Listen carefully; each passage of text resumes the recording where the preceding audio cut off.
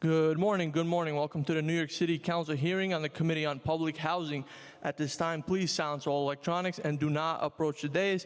I repeat, please do not approach the dais. If you are testifying today or have any questions or concerns, please contact the Sergeant at Arms. Thank you for your cooperation. Chair, you may begin. I'm calling this meeting to order this morning. Good morning, everyone, and welcome to this hearing of the Committee on Public Housing for the New York City Council. I'm Councilmember Chris Banks, the chair of this committee, and I'm glad to be joined by my colleagues, Councilmember Aviles and Councilmember Ayala. Today, we hold an oversight hearing on vacancies, transfers of NYCHA, and additionally, we will be hearing two pieces of legislation. Introduction 111, sponsored by Councilmember Aviles, which required NYCHA to report on vacant public housing units, and Introduction 122, sponsored by Deputy Speaker Ayala, which require NYPD to publish crime data for each NYCHA development. On this committee, we spent a lot of time talking about what needs to be improved at NYCHA, and its vacancies and transfer process are certainly on that list. But before getting to that, I want to take a minute to remind all of us of what we're fighting for. Public housing is a gem of this city, and it has been setting an example for the rest of this country for nearly 100 years. When done well, public housing stands for the value that everyone deserves to have a home, and especially in a time where we're seeing an affordable housing crisis, soaring costs of living, and attacks from the federal government. We should be protecting and uplifting public housing at all costs. If I'm critical of NYCHA, it's because I believe that we can do better and we must do better. But we need to have a conversation about how we actually get folks housed in New York City public housing. For years, the number of vacant NYCHA units have been on the rise, from less than 500 in 2021, and 3,000 in 2022, and to nearly 6,000 to today. Over the past year, an average of 75 apartments became vacant each month, more than 2 new vacant units every day, while hundreds of thousands of New Yorkers sit on NYCHA's waiting list, waiting for a place to live. I want to stress that when we talk about vacancies, we're not just talking about empty apartments. We're talking about residents of this city who are waiting for access to decent and safe housing. And often these are New Yorkers in incredibly vulnerable situations. A December 2024 report by the Legal Services New York City found that survivors of gender-based violence are sometimes waiting years for a transfer, despite being in danger in their current housing. And that is simply unacceptable. And NYCHA is placing fewer and fewer shelter residents into public housing in each year, reaching a 10-year low last year, even as the homeless population in New York City reaches its historic highs. I recognize that it takes a lot of time and money to make vacant units suitable for new tenants, especially some of these older units that require extensive rehabilitation. And I greatly appreciate that NYCHA is putting more care into this work than it has in the past. Public housing residents, no less than any other residents, deserve to have safe, clean, and functioning housing. But when it takes a full year to turn around one vacant unit, we need to question why and try to find a better way. I hope that this hearing will shed some light on why vacancies are increasing and taking so long to fill, what tenants are looking for in their fair and transparent placement policy, and how these processes can be improved to get more folks into decent public housing quickly and safely. I would like to thank my staff, Michael Lambert, Kyle Graham, along with Public Housing Committee staff, Jose, Charles, Jack, Reese, James, Sierra, for all the work they've put into this hearing. I will now turn it over to my colleagues to speak about their bills, and I recognize our Deputy Speaker, Madam Ayala. Thank you, Chair. I'm here to talk about Intro 122. I'm not going to take up a lot of time. It's a very simple bill, but it's a bill that would require that NYCHA publish crime data for each development, and I find that this is information that I'm lacking in my community. I represent the largest stock of public housing of any elected official citywide, and it is very difficult for me to ascertain where we need resources to, to be evenly distributed throughout my community, because I don't know. I hear rumors and I hear, there's a beef between this development and that development, and we have a higher rate of domestic violence, in the community, but I don't have any idea where specifically, because NYCHA doesn't report, the NYPD does not report specifically on violence that is occurring at the NYCHAs, other than maybe reporting on it at the local PSA meetings. But there's no published data, and I think that is a disservice.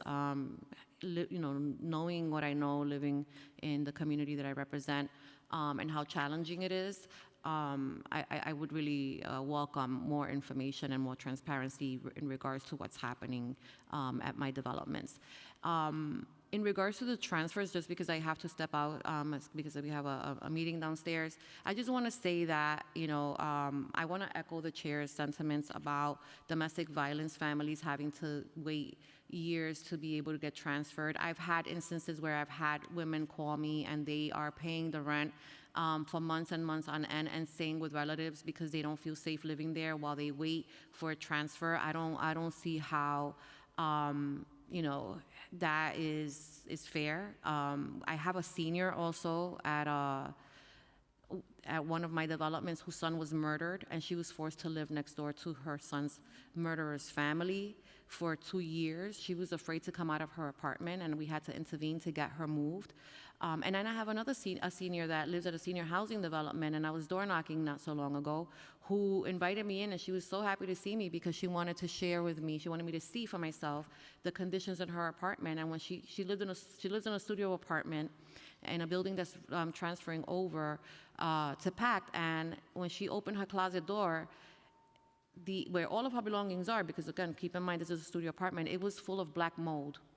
Black mold. Her living quarters, her sleeping quarters, which is technically the living room / bedroom, again, mold everywhere. And it's been, I would say, maybe now close to 6 weeks, and I still haven't been able to get her transferred out because they need to move her to a first or second floor because of mobility issues. And I'm just flabbergasted that there hasn't been a discussion with her about possibly moving her out to another development while this is happening. Black mold is dangerous. Older adults are already suffering from, other ailments. There's no need, there's no excuse under the sun for why anyone, elderly or not, is exposed to live in a condition like the one that I saw for myself. And I know that she is not the exception. She is the rule, the rule. And I really would hope to see better. Thank you. Thank you. Councilmember Aviles. Thank you, Chair Banks, and thank you, council members, for being here today, and the public, and also NYCHA. Thank you for getting Intro 111 on the agenda today. This legislation was introduced in the last session to address this issue of rising vacancies at NYCHA during a time of a housing and homelessness crisis. This legislation would require NYCHA to provide a report on the units that have been vacant for more than 30 continuous days. The report would include the reasons why the unit was vacant to supplement the public information on NYCHA's website, which shows an alarming growth in the number of vacant units across NYCHA's property. During our last hearing, NYCHA testified that much of the information required in this bill is already being reported. Today, we'd like to drill down on where this legislation might enhance the current reporting requirements. So we look forward to hearing more from NYCHA today and how we can work together, not only on this piece of legislation, but certainly on the others. And on the note of the transfer situation is appalling.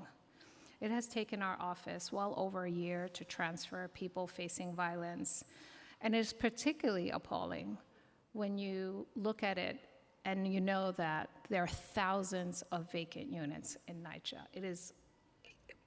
It becomes so impossible to explain to someone who is experiencing violence when they see 4 units in their building are empty, that nothing can be done. So we need to get this right. We need to get it moving and make sure that our residents are safe. We need a transfer situation that actually is unstuck, that can make sure that the health and wellness of our residents are first and foremost, particularly in a housing crisis. And so I look forward, obviously, to pushing this forward and making sure that there is accountability. We have a lot of information. Much of it doesn't make sense. It is not accessible to residents to understand. It's very hard to hold an entity accountable where the data is incomprehensible. So thank you so much, Chair, and look forward to the discussion. Thank you. Now we'll proceed to our pre-panel. And we'll call up the first, Tanisha Grant, Layla Law-Grisco, Manny Martinez, and Zula Velasquez. Please approach.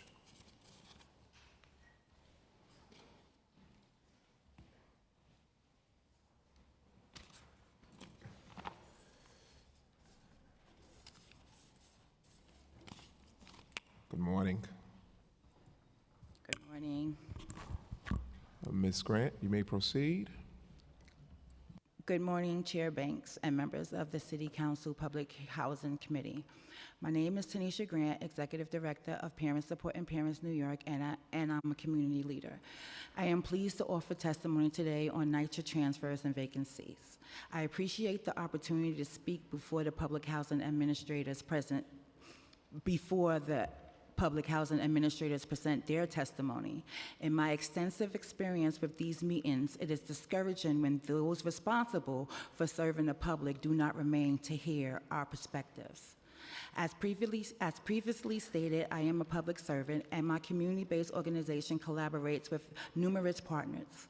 One key partner is a resident-led organization dedicated to preserving public housing and advocating for its continued availability. The majority of its members are public housing tenants or tenant association presidents. Residents to Preserve Public Housing has been doing this work for 7 years now. In my testimony today, I represent not only myself and my community, but also the residents advocating for the preservation of public housing. To be clear, Chair, tenant transfers and vacancies are highly disorganized in their support of our public housing residents. For example, consider a resident, a Black mother who has lived in Section 9 apartments for 35 years and raised 5 children there.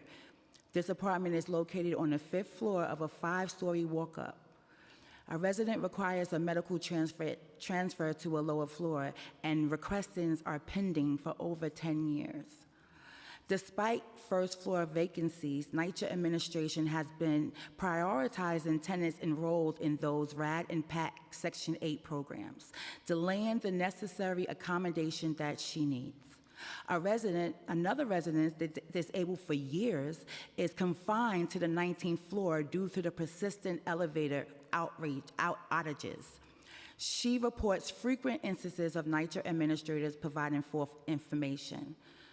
These necessities are immediate, so serious oversight of all NYCHA operations is in order. The RAD and PAC project should be suspended until all transfers, including medically necessary transfers, are completed and all vacant apartments are filled with Section 9 tenants. Our Section 9 tenants are being pushed out, Chair. They are being pushed out of their homes where they have raised generations of their children under the disguise of home improvement. I can tell you that a lot of these repairs, these so-called repairs that they have done to NYCHA apartments, months later are coming undone because they were done as cheaply as possible. This isn't right. In the past couple of years, Black folks have been the #1 population to leave the city due to an affordability issue. We have seen the highest eviction rates happening to our NYCHA tenants since these conversions started to take place. These private management companies are not doing their job in a timely and effective manner, but they are quick to serve our tenants eviction letters. The PAC conversions are hindering the Section 9 residents who have transfers in for years. NYCHA took the rights away from the Property Management Office to do transfers. Property Management offices are telling residents who have approved medical transfers that they do not handle transfers and that they must call downtown. This is a direct attack on our public housing residents, and we will not stand for it. These conversions were supposed to improve our NYCHA residents' quality of life. Instead, it has caused extreme mental illness and more health issues. There should be nothing done without the tenant's full knowledge and cooperation. I'm almost done. This is not what is happening. The lived experience experts here are the tenants, not the NYCHA administrators. Our residents deserve accountability and respect, and we intend to save Section 9 for any tenant who wants to keep their public housing. We also intend to keep fighting for real public permanent upgrades to Section 9 residents' apartments. Residents should never have to live in low-quality, harmful NYCHA apartments. We request full funding for NYCHA in the fiscal year 2026 budget. We also approve these bills, which our city council members are sponsoring. We hope that this will provide much transparency and accountability to what is really happening at NYCHA. Thank you for your consideration. Thank you for your testimony. Thank you. Good morning, Chair Banks and members of the committee. My name is Leila Logiziko, and I'm testifying today in my capacity as community advocate and district leader for Assembly District 75, Part A. I would like to raise several serious concerns regarding the practices at Fulton and Elliott Chelsea regarding vacancies. The first one is a discrepancy in unit count. The initial RFP that was issued for FEC redevelopment explicitly referenced 2,073 residential units. However, recent official documentation, including the draft environmental impact statement, now refers to 2,056 units. So it sounds like 17 apartments have evaporated from 2021 to today. There has been no public explanation for this reduction. The disappearance of these units from the plan raises important questions about transparency, project scope, and affordability commitments. The public and current residents obviously deserve a full accounting of this change. On the question of warehousing of units for transfer purposes, NYCHA and Related, the developer selected for this project, have admitted on multiple occasions, including in public meetings and in communication with stakeholders, that they are intentionally warehousing units within FEC development. The stated purpose is to facilitate further tenant transfer from the senior building at Fulton Houses, the senior building at Chelsea Addition Houses, and Building 11 at Fulton, both of which are scheduled for early demolition were this redevelopment plan to be approved. This practice raises deep ethical and procedural questions. Warehousing rent-stabilized public housing units, particularly amid a citywide housing crisis and record wait list, represents a significant disservice to families awaiting placement and undermines the mission of public housing. The exact number of these warehoused units is actually not known or not recorded anywhere. Furthermore, third point, the lack of documentation and accountability. There is no comprehensive documentation available to the public that details the total number of warehouse units, the duration for which they have been warehoused, the criteria used to select units for warehousing, the duration of vacancy, as well as any oversight mechanism in place. NYCHA's opacity on this matter creates an accountability vacuum. Residents, advocates, and elected officials are unable to verify how many units are being kept off the rolls and for how long. This is really a problem, and we urge this committee to actually really get accountability from NYCHA. Finally, something that is really rubbing lots of tenants the wrong way. The use of a NYCHA unit for a private consultant. It has come to light that one residential unit at Fulton Houses has been allocated to HOU, which is a private relocation consultant contracted by the developer. This unit is reportedly being used as an office for HOU staff, where they also see tenants. This represents a diversion of a public housing unit intending to house low-income New Yorkers to a private entity for administrative purposes. Again, we're talking really about one unit, but it is really rubbing tenants the wrong way. This raises serious concern about priorities, misuse of precious housing resources, and deserves to be addressed. In conclusion, at a time where tens of thousands of families are on the NYCHA waiting list, every public housing unit matters. The practice of warehousing units without transparency, the unexplained reduction in proposed units, and if I can just get 10 more 30 seconds, seconds. the allocation of apartments for private consultants must be scrutinized. I thank you very much for holding this hearing and stand ready to answer any questions. Thank you. Thank you for your testimony, Mr. Martinez. Good morning. Good morning. Thank you so much for this opportunity, Chair Banks and the Public Housing Committee, as well as Mr. Brennan. Good morning, Chair Banks. Picture a river of money. Billions of federal dollars rushing through the New York City's public housing every single year.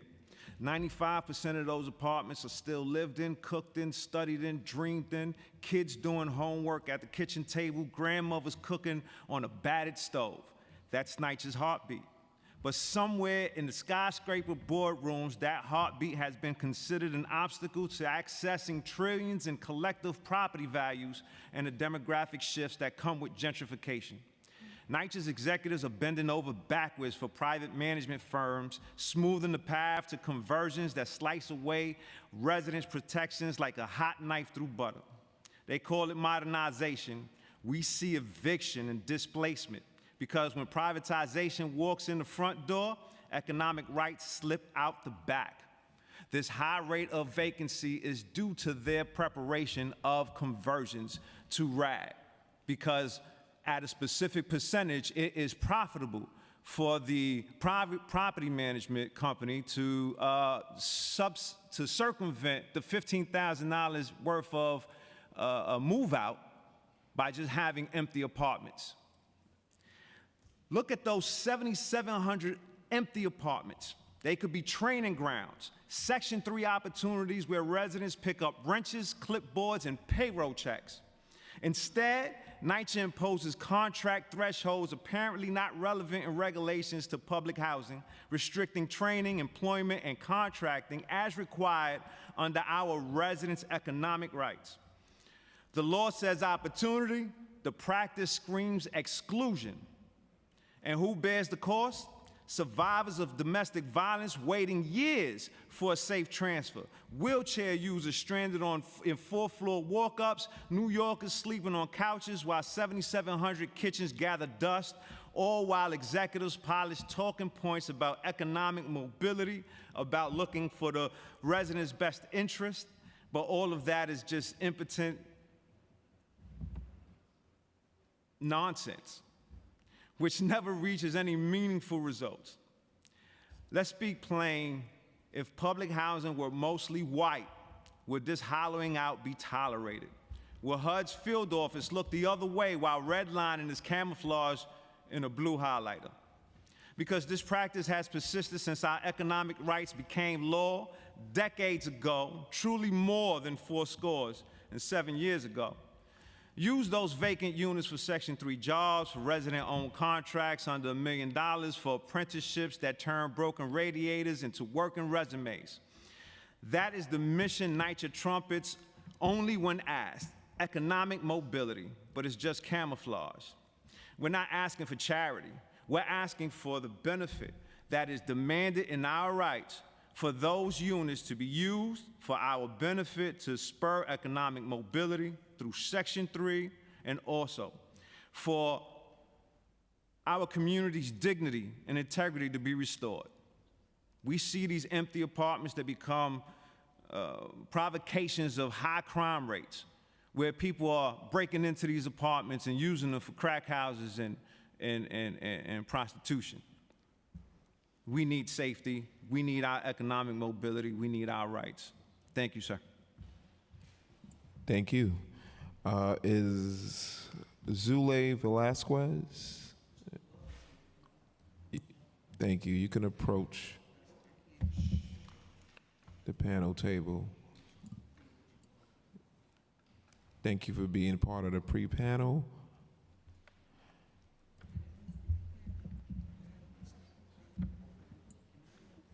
We have to maintain order, ma'am. Thank you. You may proceed with your testimony. Hi, good morning, everyone. So at Jacob Reese, it appears to be that we have vacant apartments, but one of the things that I've noticed during my canvassing against the privatization, and among other things, is that they're holding these apartments for, let's say, for instance, a couple months ago, they did the Section 8, they opened up Section 8. So instead of HUD, it appeared to be that NYCHA led that initiative. And instead of HUD approving or disapproving the residents, they got letters from NYCHA saying that they accepted applicants based on random versus priority, date, post date, etc. And only when those residents, those candidates who submitted their application qualified, it was when, I guess, they got an approval. But anyone who was in the house component that didn't qualify, they said they just didn't qualify. Sometimes they were actually pre-screening the wrong resident, right? So let's say, for instance, my daughter fits the criteria, didn't get approved because of the parent that was the head of household. So what I believe is happening is that they are taking from a list, right? But the new list they created. That's why the backlog for the actual Section 9 people is still what it is, and it hasn't moved, because they are basically privatizing within. So let's say, for instance, Jacob Reese. If they take all these Section 8 people, empty apartments, and they replace them with Section 8, then it's majority Section 8, not Section 9. So I think that's just the tactic that they're doing.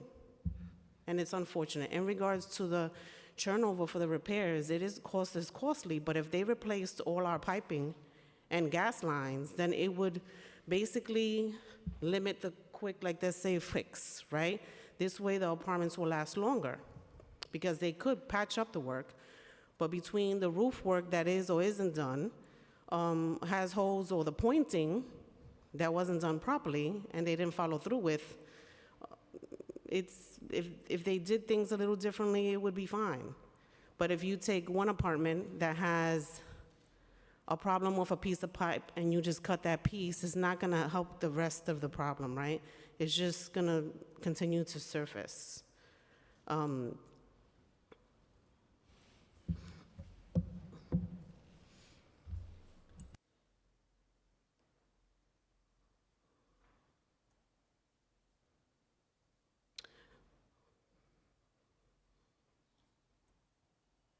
At Jacob Reese, it apparently appears that our piping and gas lines have never been replaced in the 75 years plus that we exist.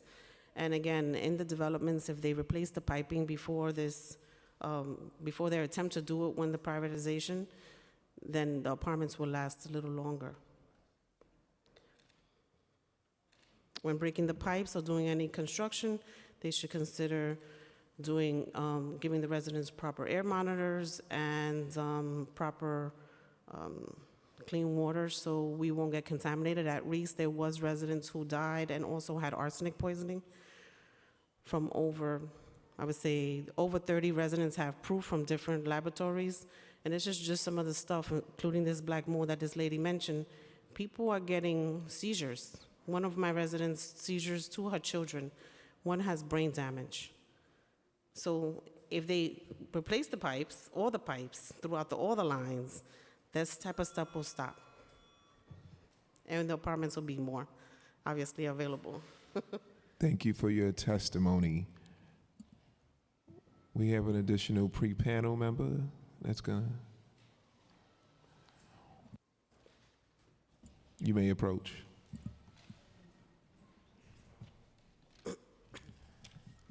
Mrs. Glover? Thank you.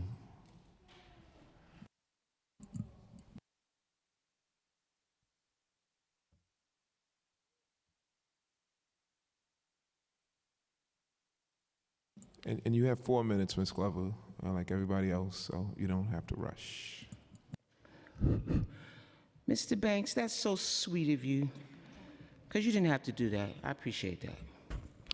Good morning, Mr. Banks and the Public Housing Committee. My name is Crystal Glover, and I want justice. Before I get to the vacancies and all that stuff, I want to talk about this. Almost 2 years ago, Adeline Carrion, who was a vice president at Washington Houses, had me falsely arrested. Washington Houses didn't have running water at that time. Management allowed the resident council to give water out, but they shouldn't have. When I went to reach for the water, Adeline, which is known as Ada, said, "I'm sick of her." She jumped on my back. That evening, I called the police to report the incident because my back started hurting. They came. While I got into the ambulance, Adeline was walking by with her dog. I told the officer, "There she go, right there." 2 cops went over to her. They took a long time. The ambulance took me to the neighborhood hospital, and while the nurse was triaging me, which means taking my vitals, a bunch of cops from the 23rd Precinct and PSA 5 surrounded me. I asked them, "What's going on?" A female cop said, "She said you scratched her and she's getting a lawyer." I pleaded with the cop. "No, you got it wrong. They shackled me. They handcuffed me. I sat there for 2 hours waiting to see a doctor about my back. And when the doc was done, the cops took me to the PSA 5, took my picture, then put me in a bullpen with a pissy woman laid out. Thank God my family were there waiting for me to be released. I had to go to criminal court. The first time I went, the lawyer told me, "Plead guilty. We can do the paperwork and have you out here in no time." I said, "I will never plead guilty to something I didn't do." After 90 days, the court sealed the case. I had to go through the legal department of New York City Housing Authority. I testified, told the truth, and the case was dismissed. Because of the hate of Adeline Carrion, who lives at Washington Houses, and who was the former vice president, I could have lost my lease. Adeline and I never had any negative encounters. We just lived in the same development. Just as sure as there's a God, I gave this woman no reason to hate me. I want NYCHA to reprimand her. She should not be allowed to get away with this. This whole incident has caused me much stress, physically and psychologically. As for vacant apartments, I wouldn't recommend anybody trying to move into New York City Housing Authority. The resident council at Washington Houses is supposed to be the voice for the tenants. All New York City Housing Authority, New York City Housing resident associations, better known as tenant associations, are the voice. They gather information, they can meet with the management. Okay, let me get back to my paper. Okay, the resident councils are supposed to be the voice for tenants, legally and in accordance with 964 HUD regulations. Washington Houses hasn't had a tenant meeting in 9 months. Since my getting falsely arrested at New York City Housing Authority grounds and the case being dismissed, we have had 3 managers. The management office is not safe. There is severe contracting work going on. The manager is supposed to meet with the resident council monthly for monthly meetings, not happening. In my building, elevator A car has been broken working for 2 years. I've been stuck in it at least 3 minutes. The authority is going to wait until 30 someone seconds. dies Wrap it up. in it in that elevator before they terminate it altogether.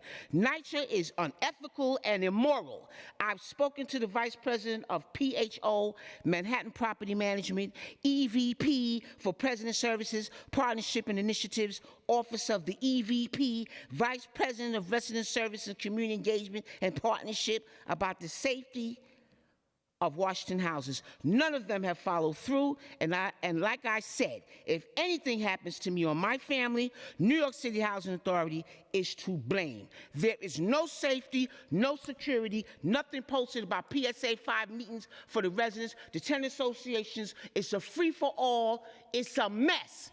And I want you to know, Sir Banks, it's the tenants that have the power. They don't read and they don't know. It takes 720 months before you can even apply. How I know for vacancy? How I know that's because I read it online. I thank you for allowing me to sit on this first panel. I appreciate that. Thank you. Thank you for your testimony. I will move to our virtual pre-panel. We will have Ms. Spears. You may begin.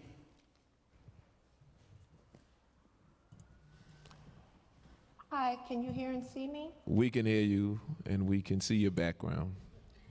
Okay. Now we can see you. Hi, good morning. Good morning. You may proceed. Thank you. Good morning, Mr. Banks and other esteemed members of the committee. Thank you for the opportunity to participate in this unique pre-panel. My name is Shaquasia Spears. I'm a longtime resident of NYCHA and native New Yorker, born and raised in Gun Hill houses. I'm also a member of Save Section 9, a grassroots organization and tenant-led coalition that works to educate and activate public housing tenants. The testimony I'm about to provide was also forwarded to each of your district offices via email on May 23rd and May 27th, and I pray that my direct appeal today will garner an immediate response. I'm seeking assistance with an issue related to being transferred into a right-sized unit with a reasonable accommodation request at the recently RAD-PAC converted Boston Secor houses, which is being managed by Wavecrest Management in the Bronx, New York, and is now subsidized through project-based Section 8 as of October 2024. My teenage son and I have been waiting to be transferred into a 2-bedroom apartment for over a decade, with the most recent transfer approval being issued in 2019. In August 2024, I received a letter from NYCHA's leased housing department stating my intra-developmental transfer was closed due to Boston Secor's privatization under RAD-PAC. I was advised to contact Wavecrest Management to initiate a new transfer request. An initial phone conversation with Leased Housing Department's Director Robert Tesario on September 24th noted that to be considered for a transfer, I would need to sign the new RAD-PAC lease to obtain a tenant-based Section 8 voucher. I obtained legal representation to advocate for me to receive the voucher in advance of the 10-month conversion rule. The lawyer advised me that the issuance of a voucher was the only remedy to resolve my transfer request, although I asked to be placed in another Section 9 funded NYCHA apartment. Residing on the top floor of a building with constant elevator outages and living with a permanent partial disability has been hard. As a recent brain surgery survivor, concerns of exposure to construction dust, lead, and asbestos-contaminated debris presented themselves, and it was important to minimize my exposure to environmental toxins. I was told by NYCHA staff over the summer of 2024 that all transfers to other NYCHA developments and within Boston Secor were frozen. My right to be transferred out of my apartment was taken away from me due to RAD-PAC, which I never wished to be a part of. I later found out that I was expecting my second child, who was born in March 2025. This made the need for a right-sized apartment more urgent.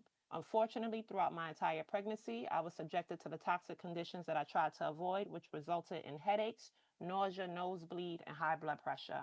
My newborn is now being exposed to the same toxic environment, with active demolition work being conducted as I speak to you all.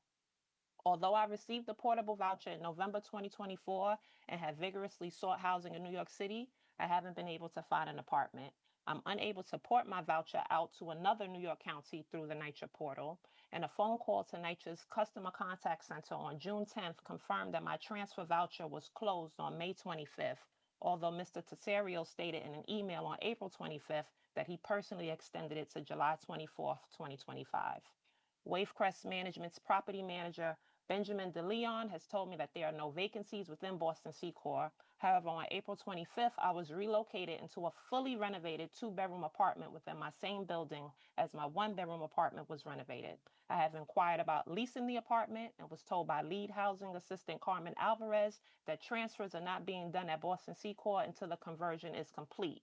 This will be no earlier than the year 2027. I'm essentially being forced to return to an inadequately sized unit relative to my household size of 3. Being in a wrong size apartment will create hoarder-like conditions for my household, and as a person with a disability, my reasonable accommodation request is being ignored.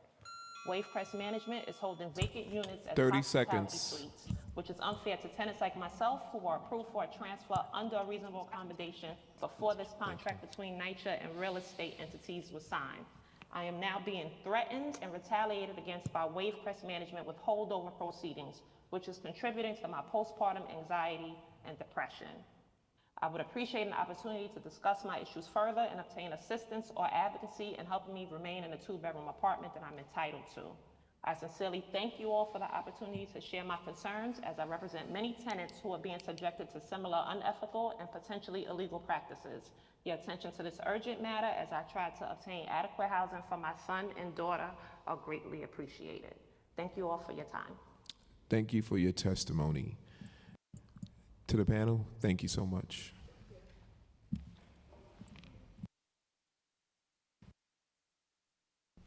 We've been joined by Councilmember Bottcher and Councilmember Brennan.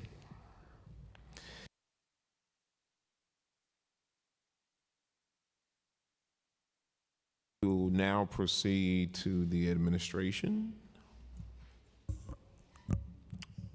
You may approach.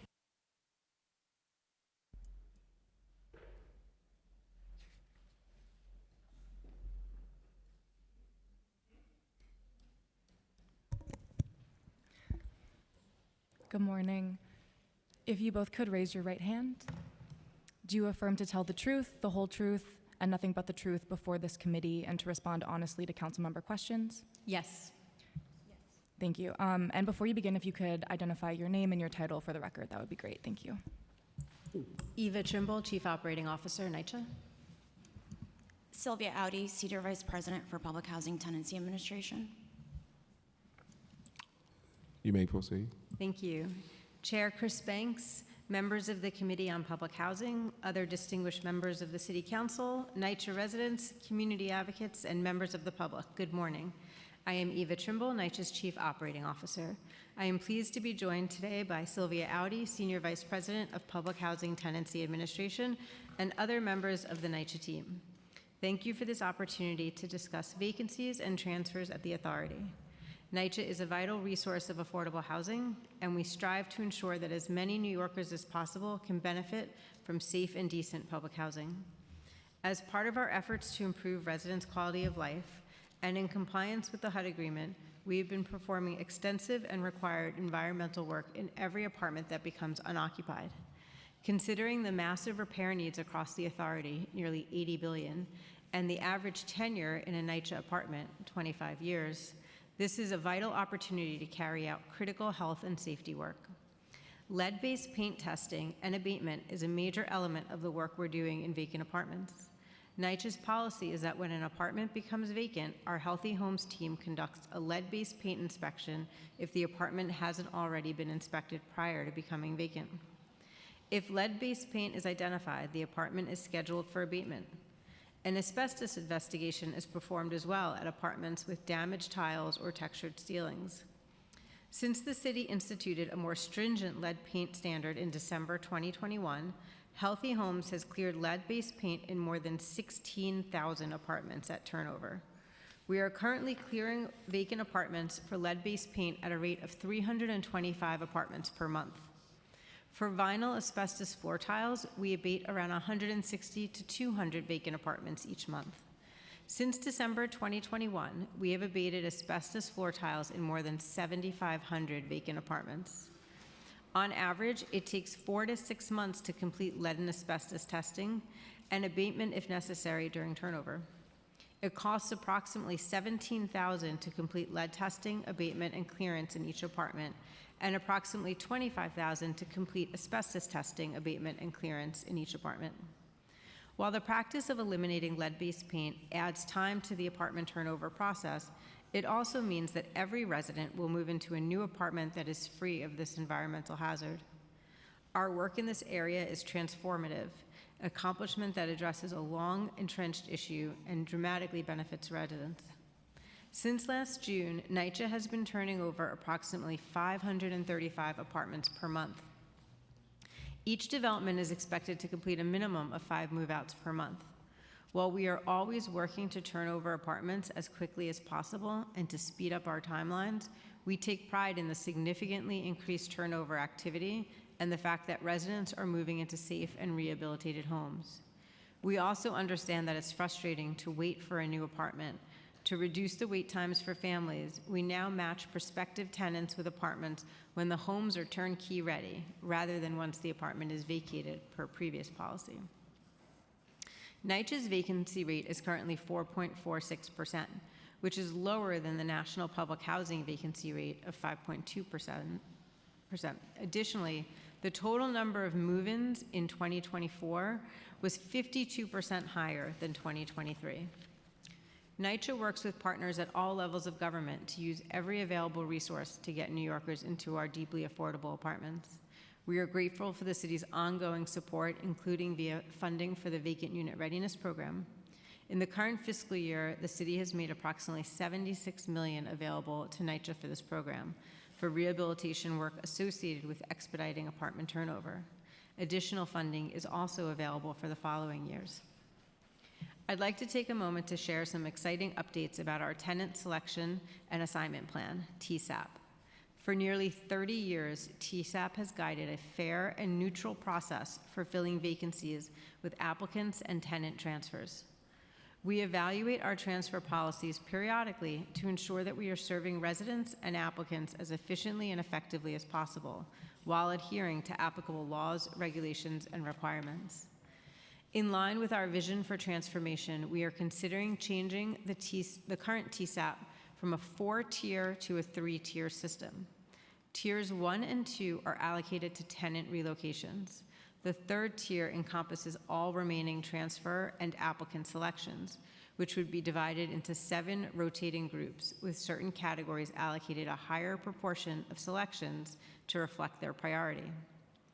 The revised rotation model will ensure a more balanced and efficient selection process while addressing the needs of multiple housing priorities, including health and safety matters, domestic violence, reasonable accommodations, and homelessness. We are currently seeking feedback from stakeholders, including resident leadership and elected officials, on the proposed transfer policy changes, and we have already briefed Chair Banks and Assemblymember Rosenthal, as well as other partners and housing advocates, as part of a robust outreach campaign. The changes are also described in the draft fiscal year 2026 annual plan that was released for public review this past Friday, June 13th. Residents and any member of the public can comment on the plan, including the proposed TSAP changes, in person or virtually at a July 30th public hearing. Comments can also be submitted via email. The annual plan, as well as details about the public hearing and commenting process, are available on NYCHA's website. We aim to provide housing to New Yorkers as quickly as possible, while ensuring that they are moving into safe and decent homes, which have been remediated of hazards like lead and asbestos. The strides we are making in carrying out critical work like lead and abatement are benefiting residents today as well as generations to come. We acknowledge that there is more work to be done, and we are always grateful to collaborate with the Council and other partners on ways we can improve our services to residents and continue making progress as an organization. Thank you. We are happy to answer any questions you may have. Thank you for your opening statement. We will begin in relation to reporting on vacant public housing dwelling units. Want to know how many vacant units are NYCHA's portfolio as of right now, and particularly NYCHA lists 4 categories of units available for occupancy, temporarily off rent roll and permanently off rent roll and match to prospective tenants. Can you provide a clear definition of each category and the current number of vacant units in each category? Thank you, Council Member. The number of vacant available units right now, as of June 1st, is 5,969.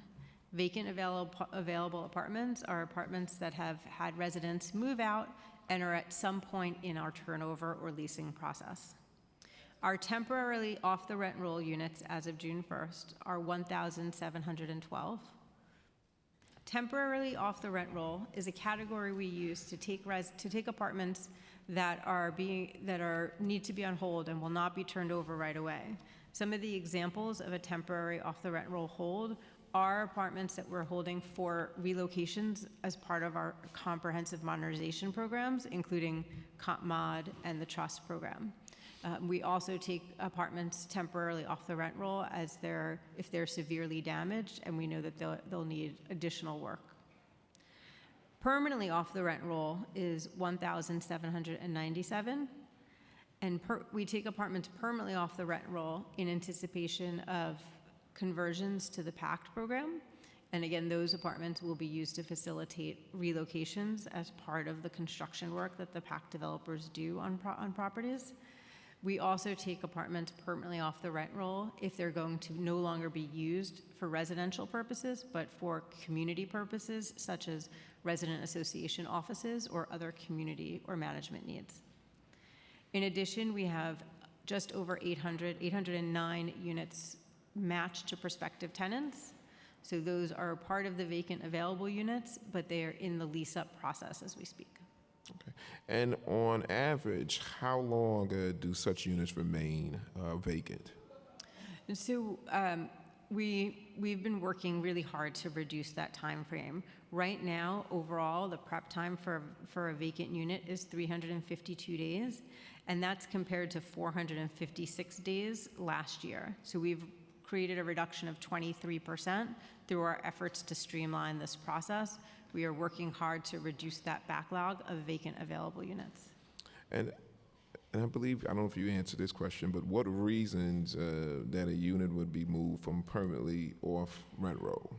So for permanent off rent roll, we primarily use that for PACT properties in order to preserve those units to facilitate on-site relocations for residents so that their lives are not disrupted during the construction process. And then what is the average of time between when a vacant unit is occupied by a prospective tenant and when the tenant moves in? Right now, we're seeing an average time of 352 days. And again, that's a 23% reduction from last year. Okay. Does NYCHA's count of vacant units include units that are currently occupied by squatters? No. Well, let me rephrase that. If right now those vacant available units are listed as vacant, if they, depending on if somebody breaks into an apartment that may be listed as vacant, and as soon as we know about that, we work closely with the NYPD to reclaim that unit.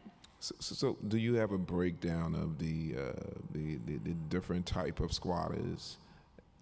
I don't have a breakdown right now. There are instances where apartments are broken into and people are staying in them illegally. I don't have a total count of squatters. Well, how often does NYCHA check these vacant units for unauthorized persons? We ask that we don't actively are checking for unauthorized. However, our staff are in the buildings every day, and residents are usually aware of what's going on. And so as soon as we are told about an apartment that may have a squatter in it, we work closely with our law department and the NYPD's reclamation unit. Since the start of the reclamation unit, we've reclaimed over 300 units through our partnership with NYPD. How do you attain that information? Either from residents or from our staff observing activity in an apartment. So there's no information that comes in, from a tenant or from, you know, anybody who's in that particular building, how is that information then gathered? Is management door knocking? Is there any proactive measures taken by the management to make sure that that particular apartment is secured? We're not proactively going to each vacant unit, however. And why is that? What's that? Why is that? Well, our staff are working on the vacant unit, so there's different people in and out of those units at different times. So as soon as an apartment becomes vacant, it opens the move-out work ticket, and then the lead and asbestos work is triggered. So we have different staff in and out of those units already, and if those staff identify activity within the unit, which does sometimes happen, then we will respond. But I mean, if somebody's breaking into an apartment or they broke into an apartment and there's staff in and out, would that staff not know that Yes, there's a no, squatter in the apartment? that's one of the instances where the So that's- staff tell us, yes. And those apartments where there are no activities or where there's no staff in and out, how are you accounting to make sure that that apartment is still secure? There are definitely some instances, I'm sure, where we're missing, people are breaking into the apartments, but between caretakers in the building every day, the skilled trade and healthy home staff that are working on the vacants, and we are beginning to do annual inspections of our vacant apartments, just like we do our occupied starting this year. So we do hope to be able to catch those situations of squatters more quickly. And if legal action is taken to remove a squatter, what is the average length of time before an apartment can be made available again for authorized residents? It's the same as a regular vacant apartment. 352 days is our average turnover time right now. Okay. The bill, this particular bill that's being introduced by Council Member Velez, the bill would require reporting of all units that are vacant for more than 30 continuous days. What are the reasons that a unit might remain vacant for more than 30 days? Every single vacant unit is vacant for more than 30 days because of the required environmental work that we do. So the lead and asbestos testing alone takes 4 to 6 months. The lead and asbestos testing and abatement, rather, takes 4 to 6 months. So every unit will be vacant for more than 30 days in order to do that required work. Well, how does NYCHA currently report on its vacant units or share information about the vacant units with the public? NYCHA publishes vacant unit data on our website under our metrics page, and that information is updated monthly. And is there any direct reporting or information given to maybe the tenant association or the resident association? If a resident association asks for vacant unit information, we That can share information, that with them. How often does NYCHA update its records relating to vacant units? And would a more frequent reporting scheme, for example, monthly, be more useful? So NYCHA's our internal information on vacant units is in real time as we're processing move-outs and transfers and work tickets. So NYCHA internally has real-time day-to-day information. We publish it monthly on our website. And if another agency or office were to be tasked with preparing a report on vacancies, would NYCHA commit to sharing the necessary information with the agency or office? We already share information monthly on our website. But we're talking about directly with an agency. We're open to considering other alternatives with the council. We're happy to talk to you more about that. And I just want to let you know, as far as the securing of the vacant apartments, obviously it's definitely of concern when there is a apartment that is vacant. And we've heard from multiple tenants throughout NYCHA, and particularly in my district, that the issue is NYCHA's lack or its inability to secure those apartments. And that has created a public safety issue for the residents in that building. And that to me is unacceptable. How NYCHA or its lack thereof commitment to secure those apartments. So I just want to reiterate that. So I just want to flag that when an apartment becomes vacant and the keys are turned in, and we create that move-out work order to start the work on that vacant available unit, we change the locks, so we put in a different cylinder. NYCHA has those keys that facilitates the workmen coming in and out, the trades, the healthy homes. If a resident sees that that apartment has been broken into, the sooner that they notify us, the better, so that we can work with NYPD to reclaim it and change the locks again. Thank you. In relation to Councilmember Ayala's bill, well, I guess before I go to Councilmember Ayala's bill, we'll allow Councilmember Velez to ask her questions. Council member, may I just correct the record on one thing in my testimony, which was prepared prior to this? We did offer Assemblymember Rosenthal a briefing, but she was not able to make it due to a scheduling conflict. So I just wanted to correct that we did not actually end up briefing her, as I said in my testimony. Thank you for the record. Thank you. Thank you. Could you repeat the number of units that are permanently off the roll? Yes.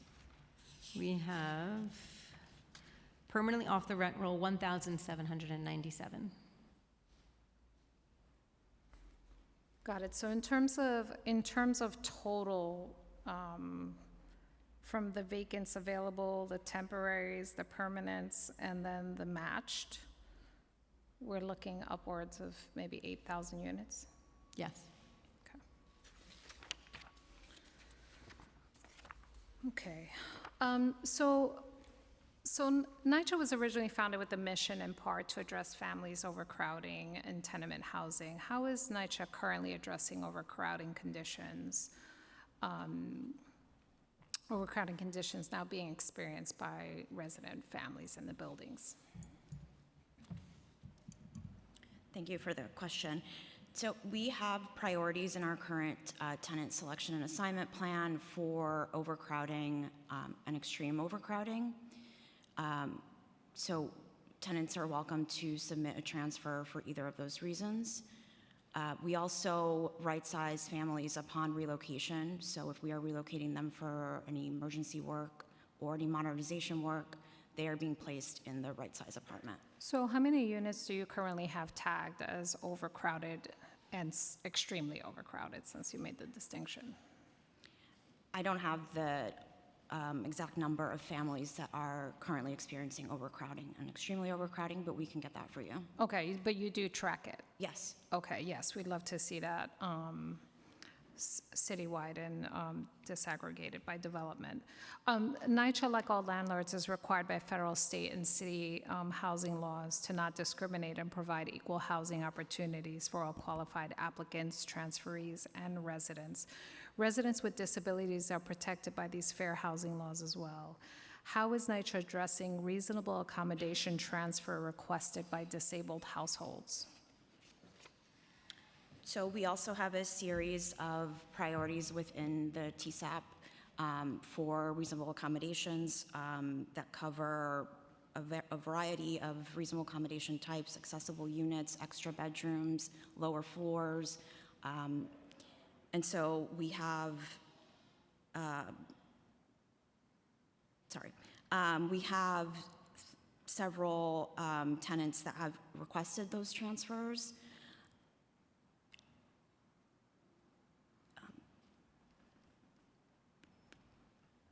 We have over 6,500 that are waiting for an accessible unit.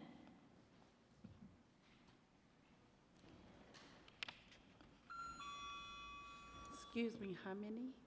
Over 6,500 Waiting? for an accessible unit. Waiting for an accessible unit. Got it. Chair, You thank may. you, Chair. During the last hearing on this bill, NYCHA noted that many aspects of Intro 111 are already being reported on, as Ms. Kimball just noted. Can you inform us specifically which elements are already being reported on and in what format? On our metrics page now, we report on the number of vacant available units, the matched units, and the off-rent roll units. And are those disaggregated by development, or is it just one, we have 5,000 units It's and just that's the it? total. Okay. So relatively useless if I'm specifically interested in what's happening in Red Hook. We are always happy to send you You can that respond to me, information. but in terms of a Red Hook resident wanting to know, seeing a multitude of vacant apartments, there is no way for them to go onto the website to see how many units are in fact empty in Red Hook houses. If a resident needs a transfer, they can work with their property management office or apply online for a transfer, and they will have the choice of looking for a borough-wide wait list or a development wait list.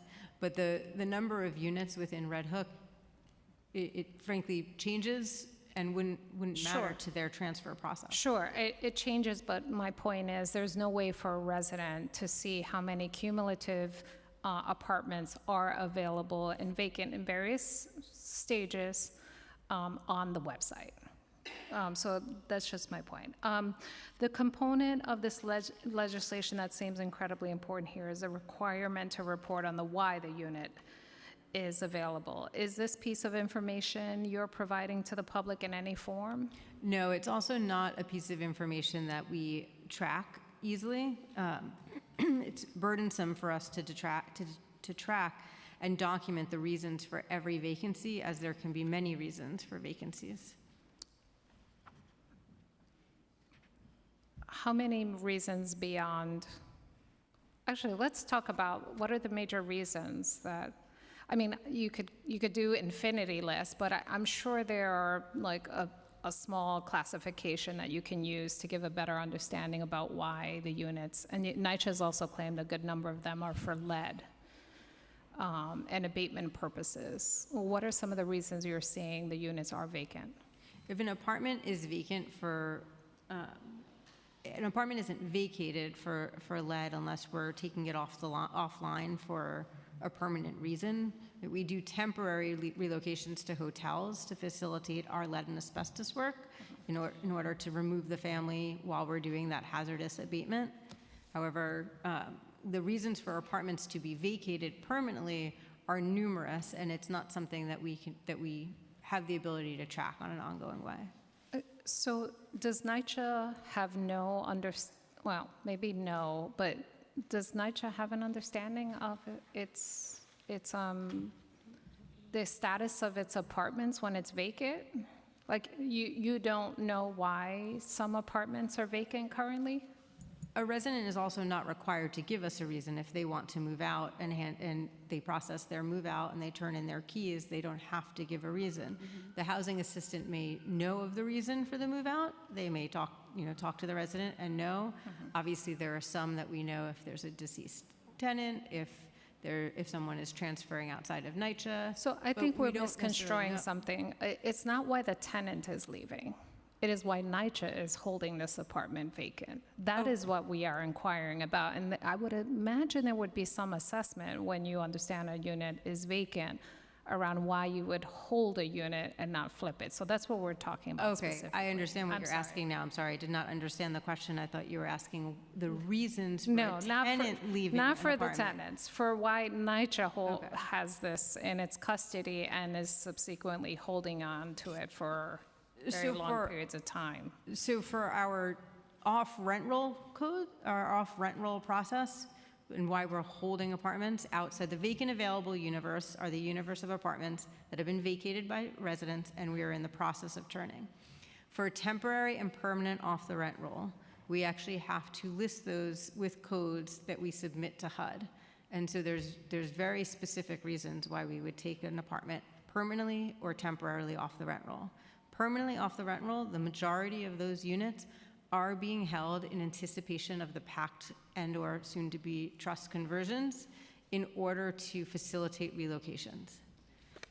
Temporary off the rent roll, also a significant number, is to be held for modernization, both the trust and our comprehensive modernization programs, again, to facilitate on-site or nearby relocations of residents during major modernization construction efforts.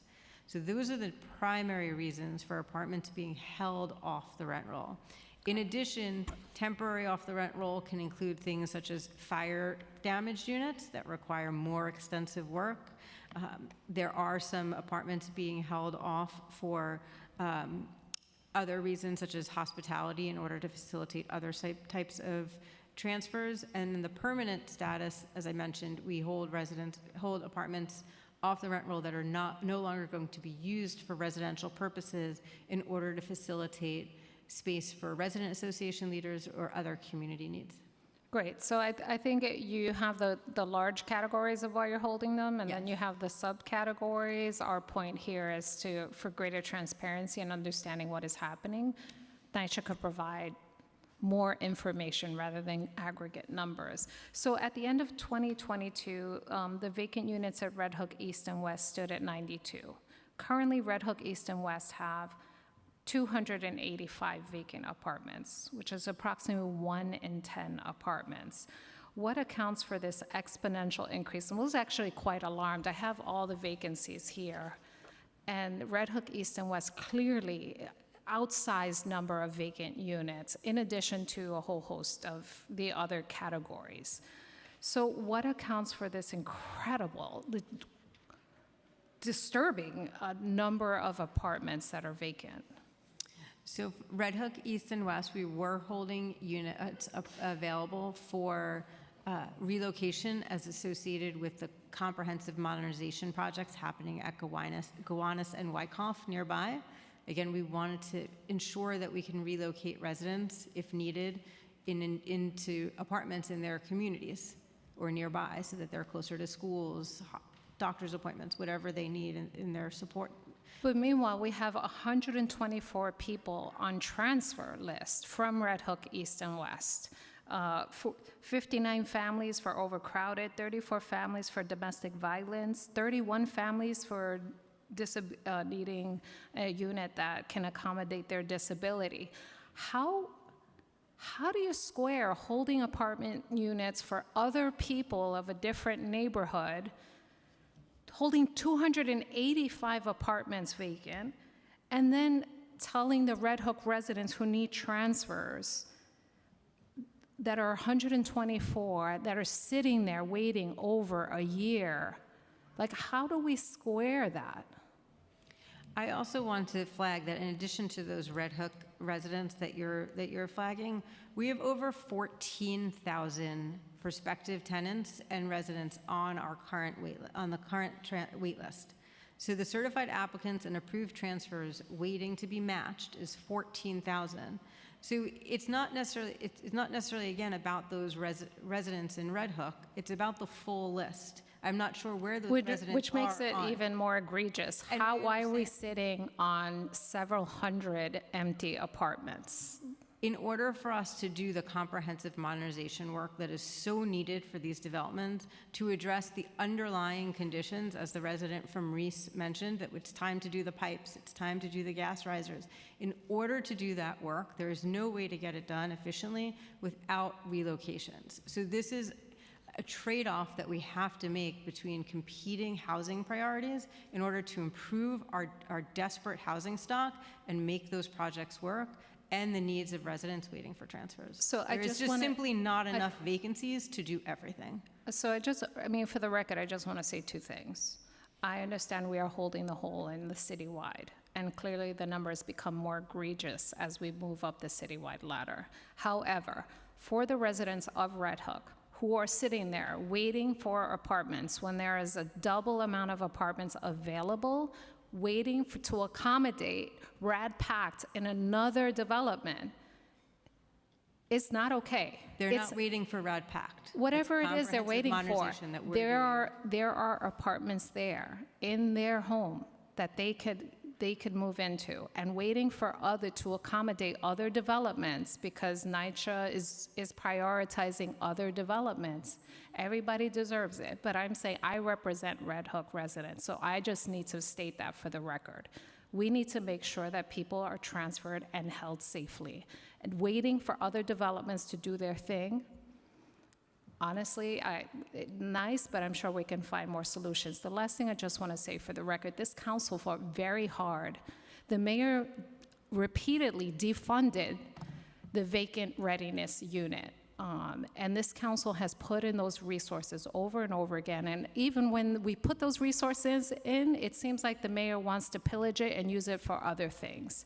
We need to get, if we are serious about a housing crisis, the capital dollars that we seem to be sending all around the city for all these random projects, we should make sure that all those 8,000 units are online, and if they take 6 months to turn over for lead, since that's the majority of them, we should have them all online very soon. So I just want to say, this council's committed to getting these units online, and I appreciate the effort. I know you have been working hard to get them back online, but it feels like the city as an apparatus is not serious about this, and we need to get serious if we want to address housing rather than ramming luxury development units in every space we can. Thank you.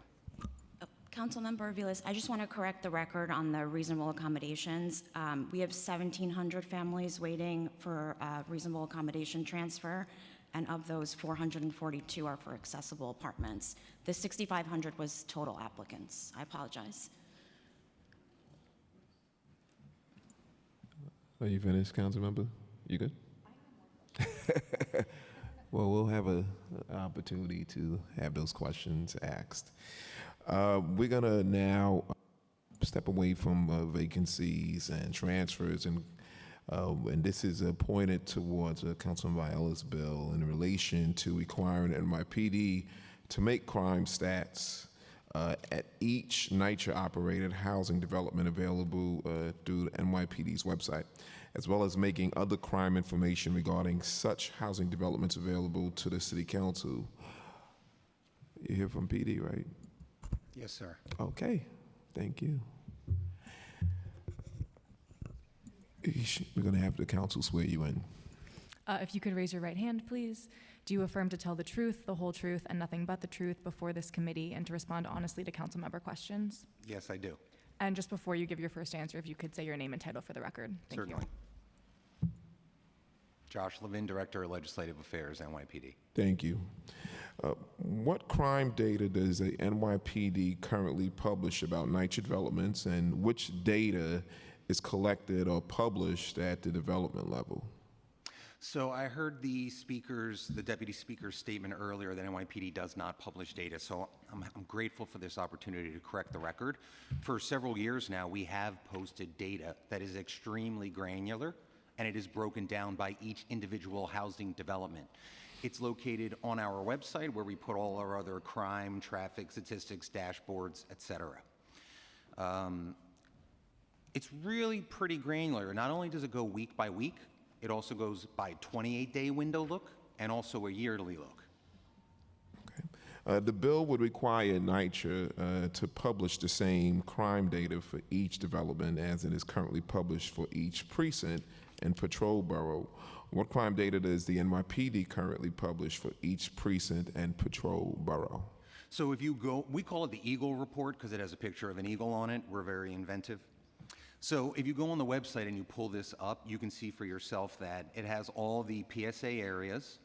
Each PSA area is broken down by borough into the individual precincts, and then each one of those has individual housing developments nestled thereunder. So when you look at it, you'll see the PSA, you'll see the precinct, you'll see the housing development, and then the stats go across. What will be the benefits of publishing the same data for each NYCHA development? I believe we want to make sure that people are able to see what is going on in the community as part of the Vallone Report and some other reporting. We post these things publicly. Okay. And how would NYCHA, how would the NYPD protect residents' privacy and safety when publishing the development level crime data? So this is the type of thing that is denuded, or there's no PII or personal identifying information in it. It's basically the major sevens plus shootings broken down by each individual housing. Okay. And does the NYPD's policing of NYCHA developments differ from its policing from other housing developments?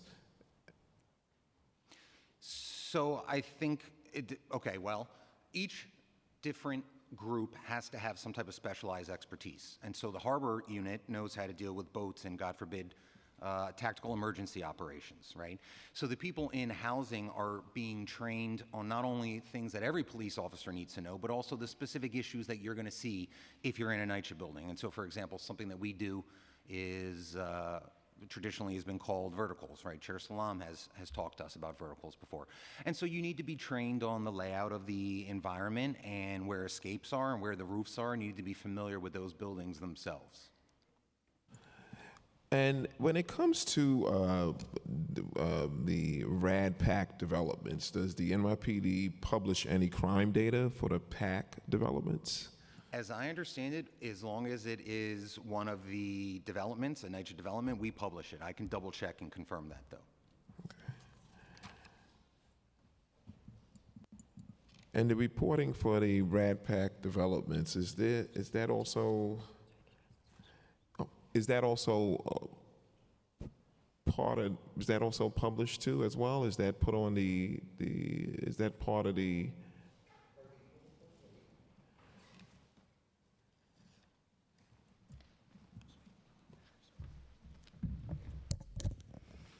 Good morning. Good morning. If you could both raise your right hand as well. Do you affirm to tell the truth, the whole truth, and nothing but the truth before this committee and to respond honestly to council member questions? I do. And if you could also say your name and title for the record. Thank you. Chief Charles McAvoy, the Chief of the Housing Bureau. Inspector Howard Gottesman, part of Chief McAvoy's staff. You can proceed. So regarding RAD PAC, the way we approach the conversion is whatever PSA or precinct provided police services prior to conversion, they continue to provide it. Therefore, on our report, nothing changes. The RAD PAC developments still appear on the report as if they are NYCHA developments. So a resident of RAD PAC could access this report and look up crime statistics in their development. Do you see more crime associated with the vacant NYCHA units, and is that something the NYPD tracks? So we do have a unit that works with NYCHA to help reclaim a percentage or a portion of those vacant units. And currently, how many of those units are you working on to reclaim? So we have it broken down by year. This is not a historical unit. It came about in the beginning of 2023, where we did 100 reclamations. Last year, in 2024, for the entire calendar year, we did 356, and currently this year we have reclaimed 92. 92. And is there a breakdown per development? We could get that. I have every location, but I don't have that breakdown in front of me. Okay. And also, too, that again, as you said, when you look at the RAD PACs, you just look at it from as though it's a NYCHA development. You're not looking at whether it's converted or still currently Section 9. Yeah, essentially nothing changes for the police department other than we may have to work with private management when it comes to certain initiatives. Other than that, we proceed as if it was still a NYCHA development. And when it comes to complaints being made by residents, is there any data that shows the amount of complaints that are coming from residents about vacant units that are not secured? So we don't have a breakdown in our tracking system specifically for vacant units. We have a 311 system, and we have obviously a 911 system that tracks certain categorical data. To my knowledge, we don't have a subcategory of specifically vacant units. What is the conversation between you and NYCHA? Is there communication about the particular vacant units that may exist in a particular development, or where there may be a repeat of a squatter that may be in a particular development? Yeah, so in a particular apartment. Yes, so we have a biweekly, once every 2 weeks, meeting with NYCHA Legal, where they identify the units that need police department intervention. We don't proceed, the police department does not proceed without NYCHA's legal department's permission. All right, thank you. Now we're going to go back to Section 9 vacancies and the transfers. Do you have any questions? Yes. Yes. And we've been joined by Councilmember Perea. I got you just Councilmember before you're going to Sanchez, run away. and then Councilmember Mealy. You may proceed, Councilmember Vila. Thank you, thank you. I guess I was curious about, thank you for noting that the data was on. Could you actually, for the record, provide the, how you get there? Because I've been trying to look for it, and I can't. I can find the precinct-wide data, but I can't find anything that disaggregates. If you open a dialog box in Google and just type NYCHA crime statistics and hit enter,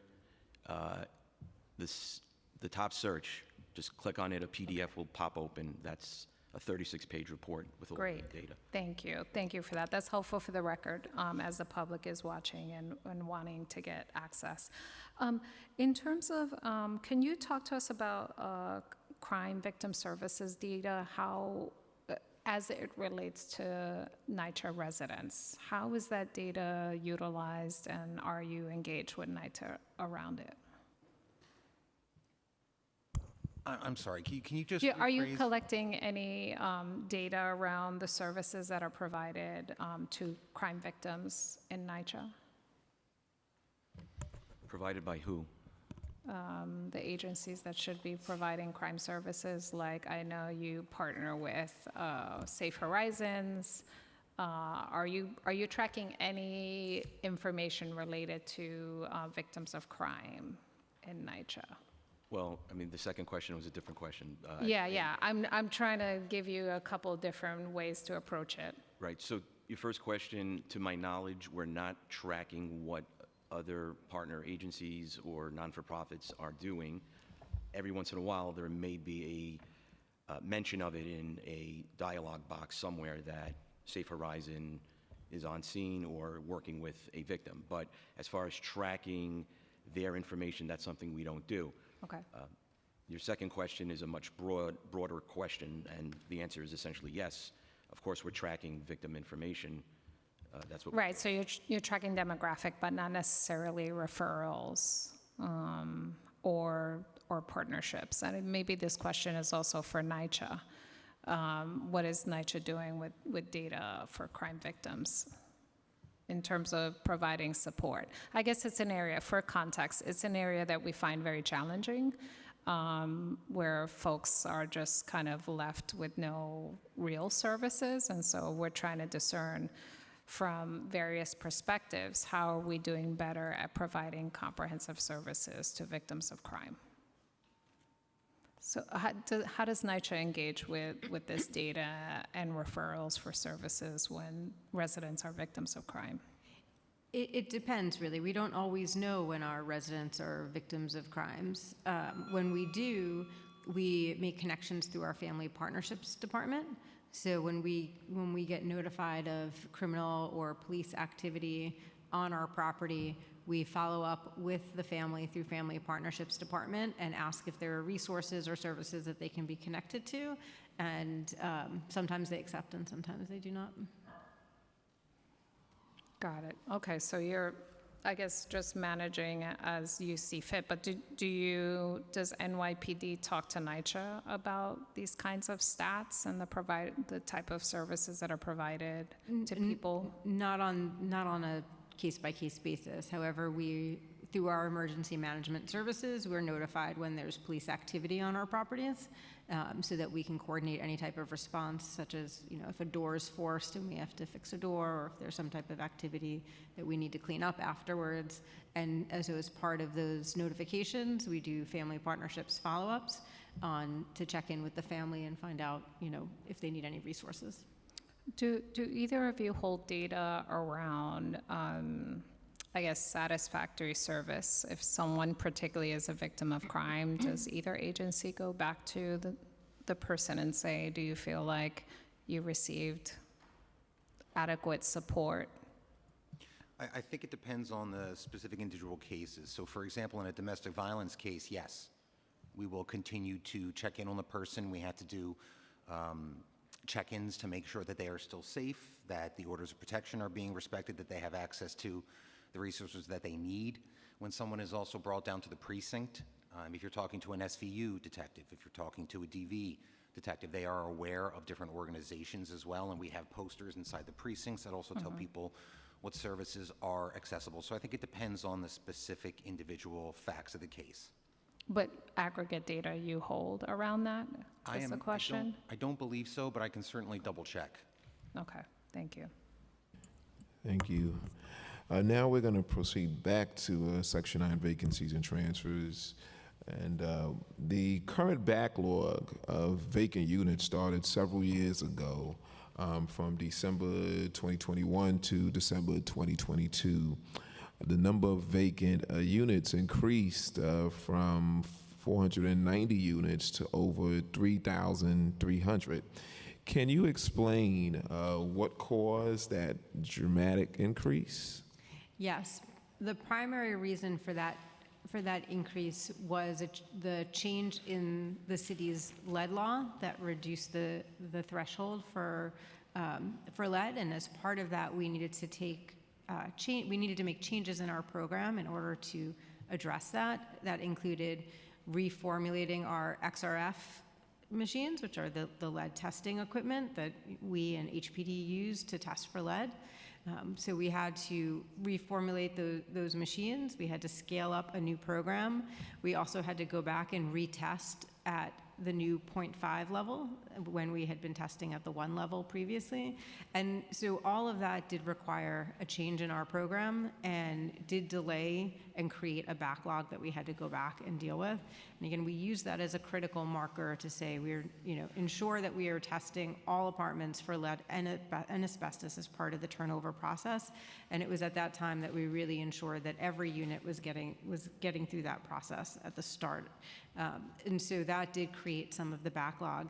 In addition, we also at that time made a change in how we were matching units. So previously, as soon as an apartment became vacated, we immediately matched it to the next tenant. So it didn't look like it was available anymore, but it was. And residents were then waiting a year after being matched for their unit, which was really problematic.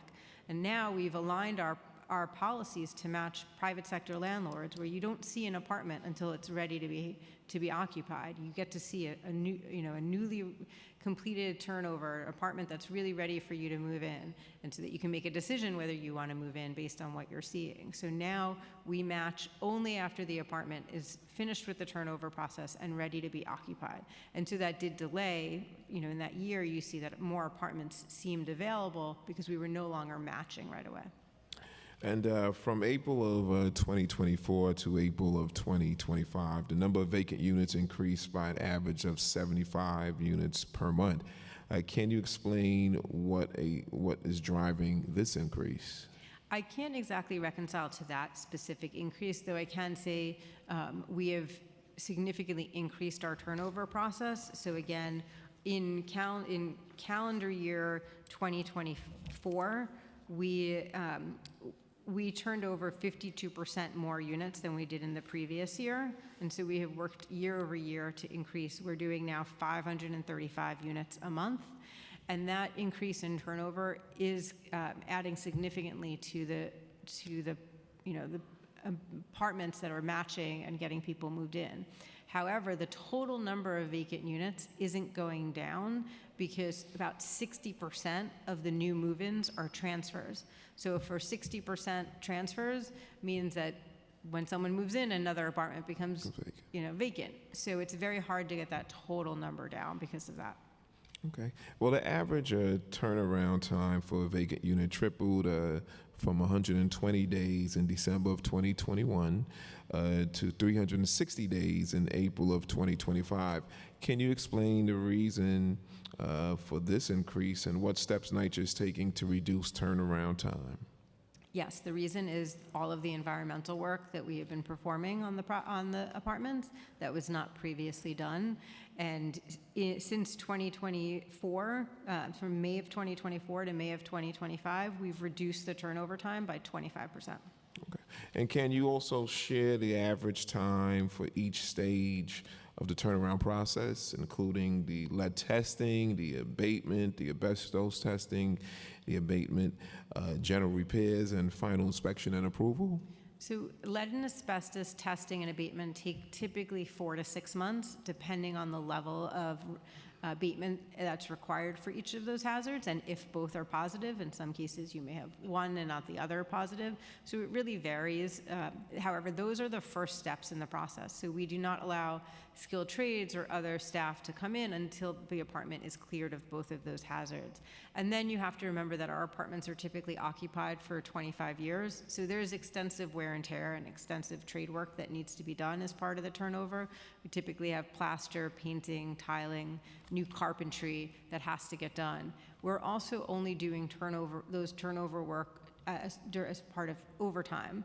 And we, because we are conscious of the competition between our skilled trades time with occupied repairs and residents waiting for work tickets to be completed.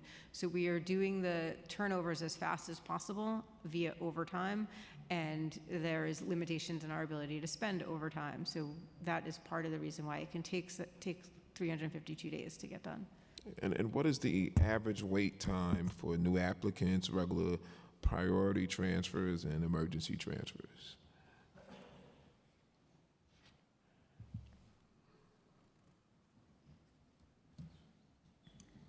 So for our standard applicants, the wait time is about 4 years. And for standard transfers, the wait time is about 2.5 years. And for emergency transfers, do you have a more detailed breakdown of what is the time for the VAWA-related transfers and the reasonable accommodations? So for emergency transfers, those are waiting on average close to 2 years. For reasonable accommodations, those are waiting on average 2.5 years. And that can vary based on if they're looking for a specific type of apartment, a low floor, accessible. They're looking for a specific development, meaning they want to be close to a medical provider. So that might impact the length of time that they wait. And for disabled residents requiring a reasonable accommodations, how many requests for accessibility-related transfers are currently pending? And what supports does NYCHA offer while these residents they wait for those accommodations? By pending, you mean on the wait list, waiting Correct. to be matched? So we have about 1,800 reasonable accommodation transfers waiting right now. We canvass those applicants once a year, and just to make sure that they are still interested in the transfer, if they want to make any changes, so we make those adjustments as we receive that information from the tenants. And when it comes to residents, domestic violence survivors requiring a transfer, what support services does NYCHA provide while survivors wait for the transfer? And are those partnerships with the domestic violence service providers to ensure continuity of care during this transfer process? So we also canvass that group periodically, and at the time that we receive the transfer request, we also connect them to Safe Horizon or Sanctuary for Families. We don't keep track of their interactions beyond that first connection, but we, like I said, do check in with them periodically regarding the transfer. Okay. And has NYCHA explored partnerships with HPD to prioritize domestic violence survivors, disabled residents for placement in HPD's affordable housing programs when NYCHA transfer wait lists are extensive? I don't believe we have had those conversations with HPD regarding their preference categories for their lottery program, so we certainly can have those conversations if they have not happened. Well, what percentage of emergency transfers requests are from domestic violence survivors versus disabled residents needing reasonable accommodations? Sorry, can you repeat that? I said, what percentage of emergency transfer requests from domestic violence survivors versus disabled residents needing accommodations? Sorry, you're asking what's the percentage of each of those groups? What's the percentage of emergency transfer requests from domestic violence survivors versus disabled residents needing accommodations? The numbers are pretty similar between the two groups. And are there dedicated case managers or liaisons who work specifically with domestic violence survivors and disabled residents to expedite their transfer requests? We do have a team that manages all transfer requests, and those folks will work with tenants that are requesting emergency transfers and other types of transfers. We no longer have a dedicated team for emergency transfers. Okay. I'm going to now allow my colleagues to ask some questions, and we'll allow Councilmember Sanchez to ask her questions. Councilmember Sanchez. Thank you so much, Chair. A lot of energy over here, excitement. Good morning for the next 6 minutes. So I actually just wanted to follow up on the chair's line of questioning around transfers. Could you share how many existing NYCHA residents are waiting for a transfer today? Sure, we have just about over 8,000 households waiting for a transfer. Got it. And apologies if I miss this, but that is, you all categorize that in terms of, I heard emergency and reasonable accommodation. Any other categories? Yes, we have several categories that we use, or several priorities that we assign to each transfer type under our current tenant selection and assignment plan. And those can vary from relocation-related, overcrowding, underoccupied, reasonable accommodations, emergency transfers, and other types of transfers. Got it. And is there, could you share the prioritization? You said emergency, of course, is at the top, but is there prioritization between those other categories, reasonable accommodation, overcrowding, underoccupied? Sure. So the top transfer type, or the highest tier of transfer, is a T0, and that captures uninhabitable conditions, relocations, reasonable accommodations. Then we have T1 transfers, and those are related to right sizing, types of moves, either overcrowding or senior families that no longer qualify for senior development. Then we have the T2 priority, and that includes those emergency transfers, victims of domestic violence, intimidated victims, and witnesses. T3 has another group of right sizing, friction between neighbors, and then T4 is the lowest transfer priority, and that one contains overcrowding, hardship for travel related to work or school, and then also families that are looking to move from a general population development to a senior-only development. Thank you. That's really helpful. So I have just an example of a constituent who has expressed friction with neighbors, for instance. She was told that she had to wait about 5 years for an apartment to become available for her. Is that right? Because that's more than twice what you said is the average transfer time. It's possible, depending on the wait list, if the size of the apartment that the family qualifies for, their preference on where they want to move. Like some boroughs are more popular than others, and the wait list can be much more extensive. Thank you. Chair, if I may? You may. Thank you. Just a quick follow-up. And so every time that a neighbor, one of these 8,000 NYCHA residents moves to, is able to transfer, that triggers all of these environmental processes and asbestos remediation and everything else to happen to the unit that they're leaving. And is there renovation work also happening in these units, or is this just the bare minimum requirements, XRF testing, et cetera? No, there's also significant trade work that happens since our units are occupied on average about 25 years. So there is typically plastering, painting, new cabinets, some tile work in the bathroom, things like that. So there is significant trade work that has to go in as well as part of the turnover. Got it. And that turnover, you said, for a unit, it's typically taking about a year? Yes. Thank you. Thank you, Chair. Thank you. When it comes to the trust or pack factor, how do units that get transferred to the trust or into pack factor into your process when calculating turnaround time for units? So the turnaround time for units is calculated on units that we are currently turning over. Apartments that we are holding off the rent roll for PACT are not part of that turnover process. We take them off the rent roll. They will be turned over by the developer as part of the construction that's happening in those. Okay, and if a development confirms its exit from Section 9, does NYCHA hand off work being done or to the rehabilitated unit?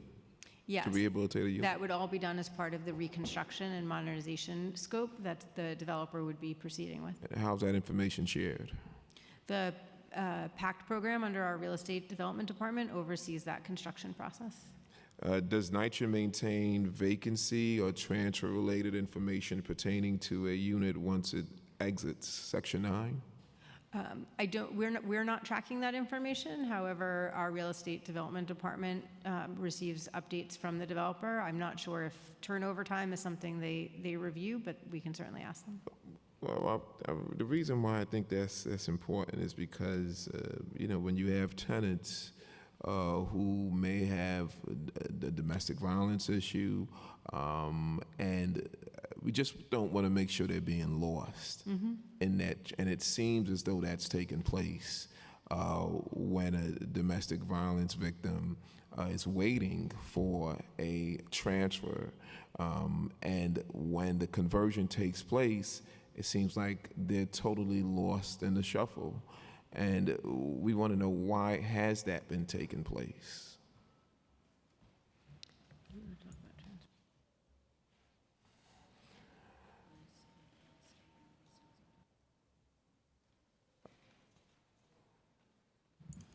So prior to those transfers being canceled for those PAC conversions, we do share that list with the real estate department and our lease housing Section 8 program, so that they have awareness of who. But are you aware that the transfer opportunities are very limited when a conversion takes place?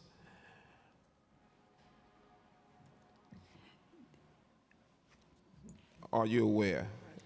Yes, we're aware. So NYCHA is working, and I can't speak too many details on this as this involves the lease housing Section 8 team. We are exploring PACT-to-PACT transfers as part of new policy changes. So that we do understand that the transfer opportunities are limited within just that one development. So if that particular developer or management company only has one PAC development in their portfolio, is that tenant then relegated to that development if they even considered again for that transfer that was submitted to NYCHA? I believe that's the case today under the current policy, but as I mentioned, the PACT-to-PACT transfers would open that up to other PACT developments. Would you not agree? just that developer. Okay. I mean, would you agree that that time frame or that length of time where that particular tenant is sitting there waiting, and we know that these domestic violence requests, it's obviously an emergency, it puts that tenant in danger? Yep. We understand that the limited resource, the limited availability for transfers after conversion, and that's why we are working to open up a PACT-to-PACT transfer process so that residents can transfer within the PACT program. But in the meantime, you have a resident that is basically sitting there waiting while this conversion is taking place. Is there any information or data to show how quick the new RAD Pack management companies are moving to address that? Is there any follow-up I to don't make have sure? that data today, but we will follow up with Real Estate Department to see if they have that. Well, you did say in your testimony that the information is transferred over, am I correct, to the RAD Pack developer? We share that information with our Real Estate Department and with our Leased Housing Department of existing transfer Well, then, do you have any data? Because obviously, we've been converting developments really within the last 10 years. Is there any data showing how many residents have been transferred over who or have domestic violence requests?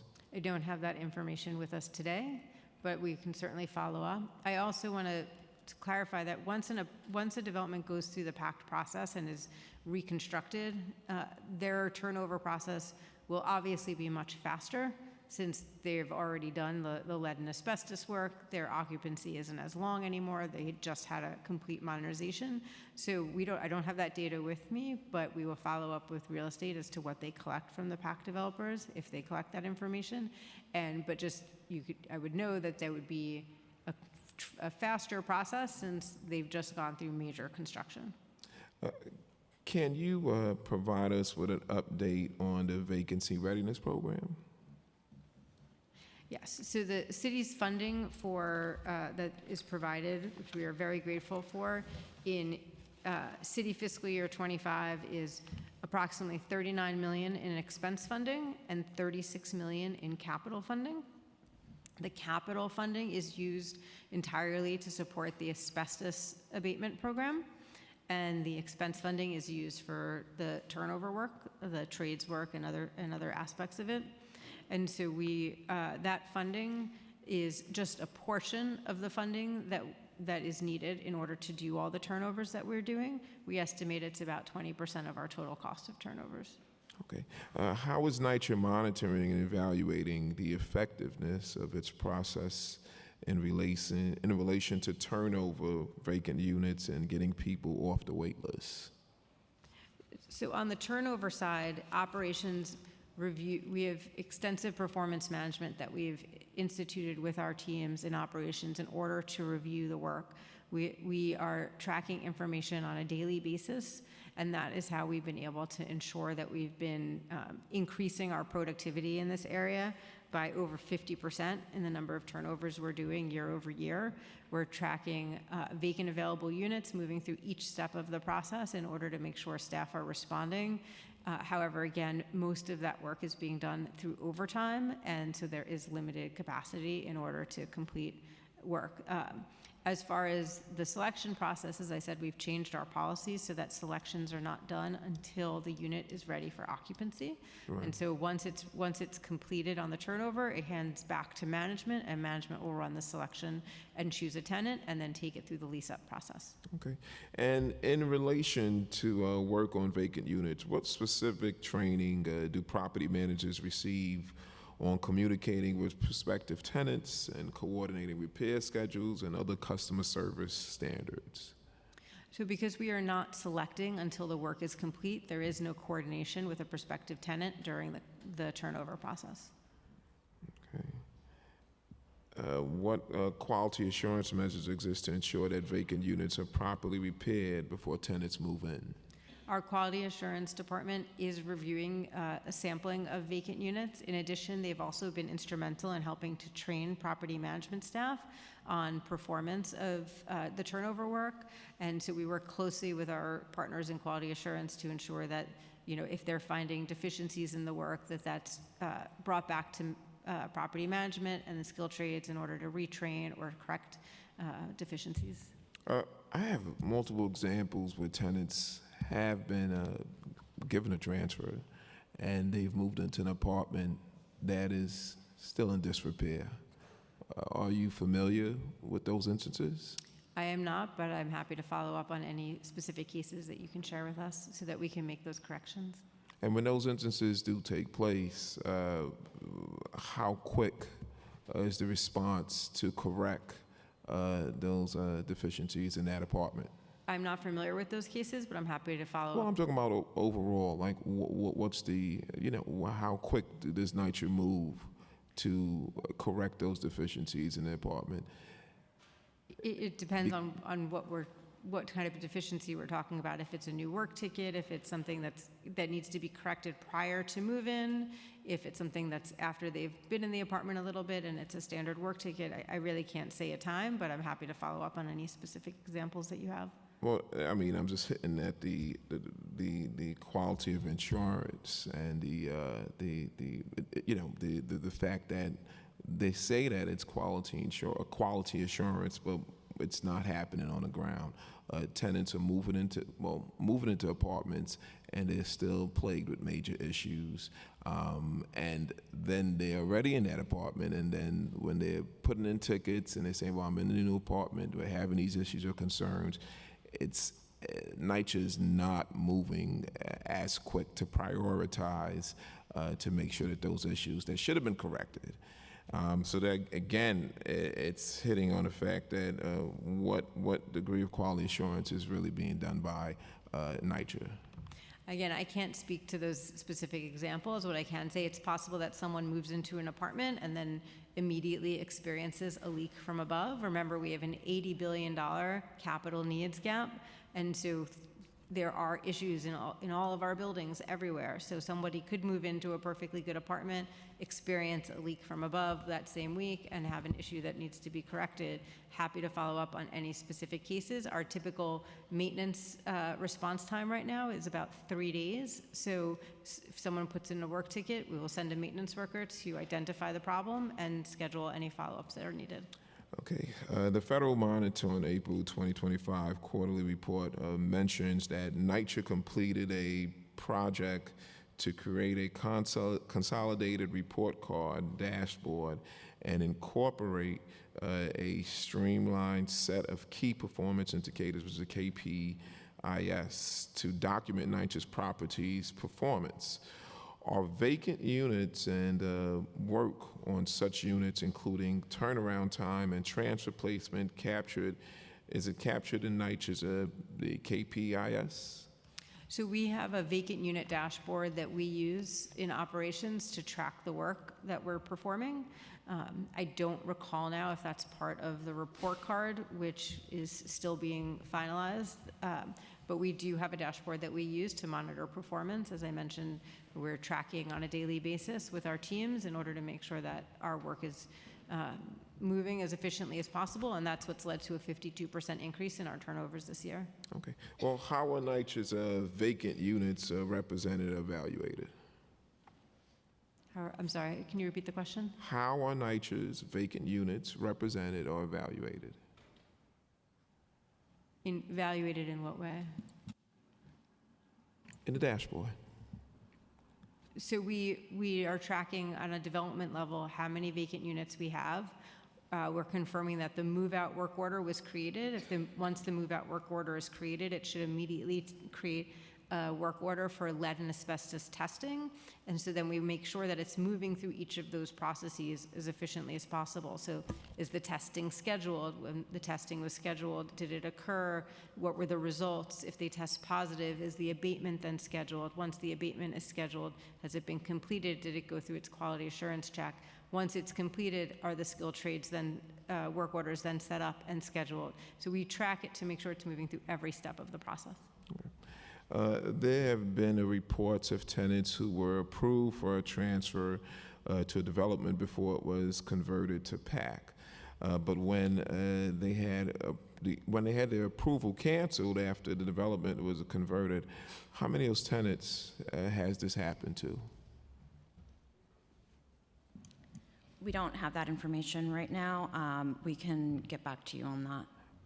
I know that was kind of a question we had asked earlier, but I just want to put emphasis on that because we constantly see when these conversions take place, there's so many tenants that are being left in the dark and being left out in the weeds, and especially when it comes to domestic violence situation, that puts them in danger.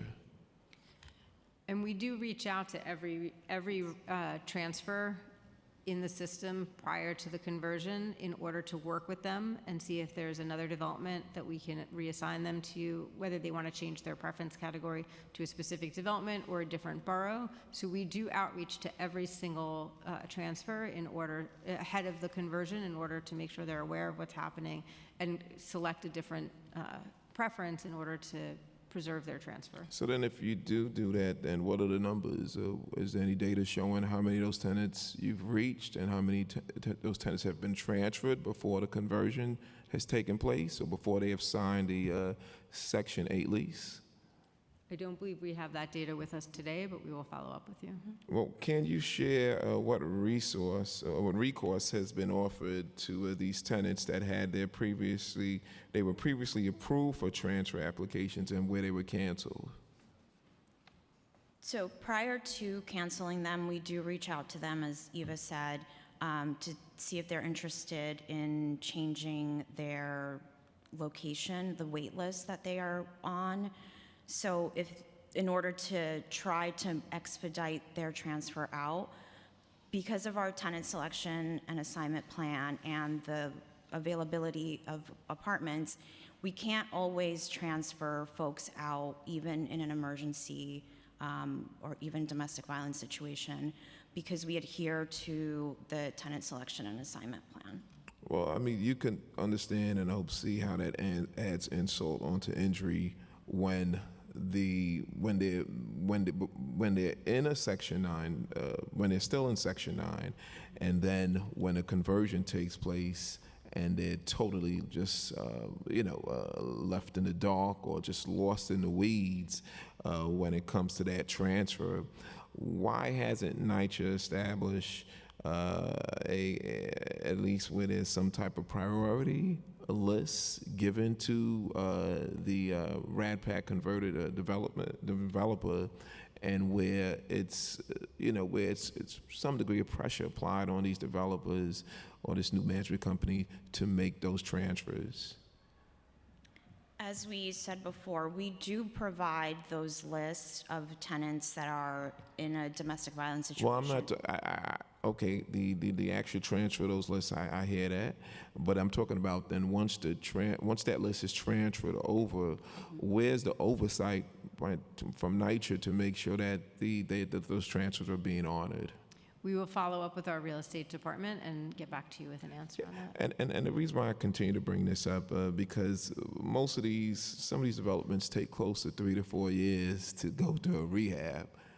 And we know that, and I've seen this from experience, most of the developers, when they come in, the focus is on rehab. And it's not on dealing with some of the administrative issues like the transfer, some of the existing requests that have been put in when it was under Section 9. So I'm not confident that NYCHA is really handling these tenants with the care that they demand and need.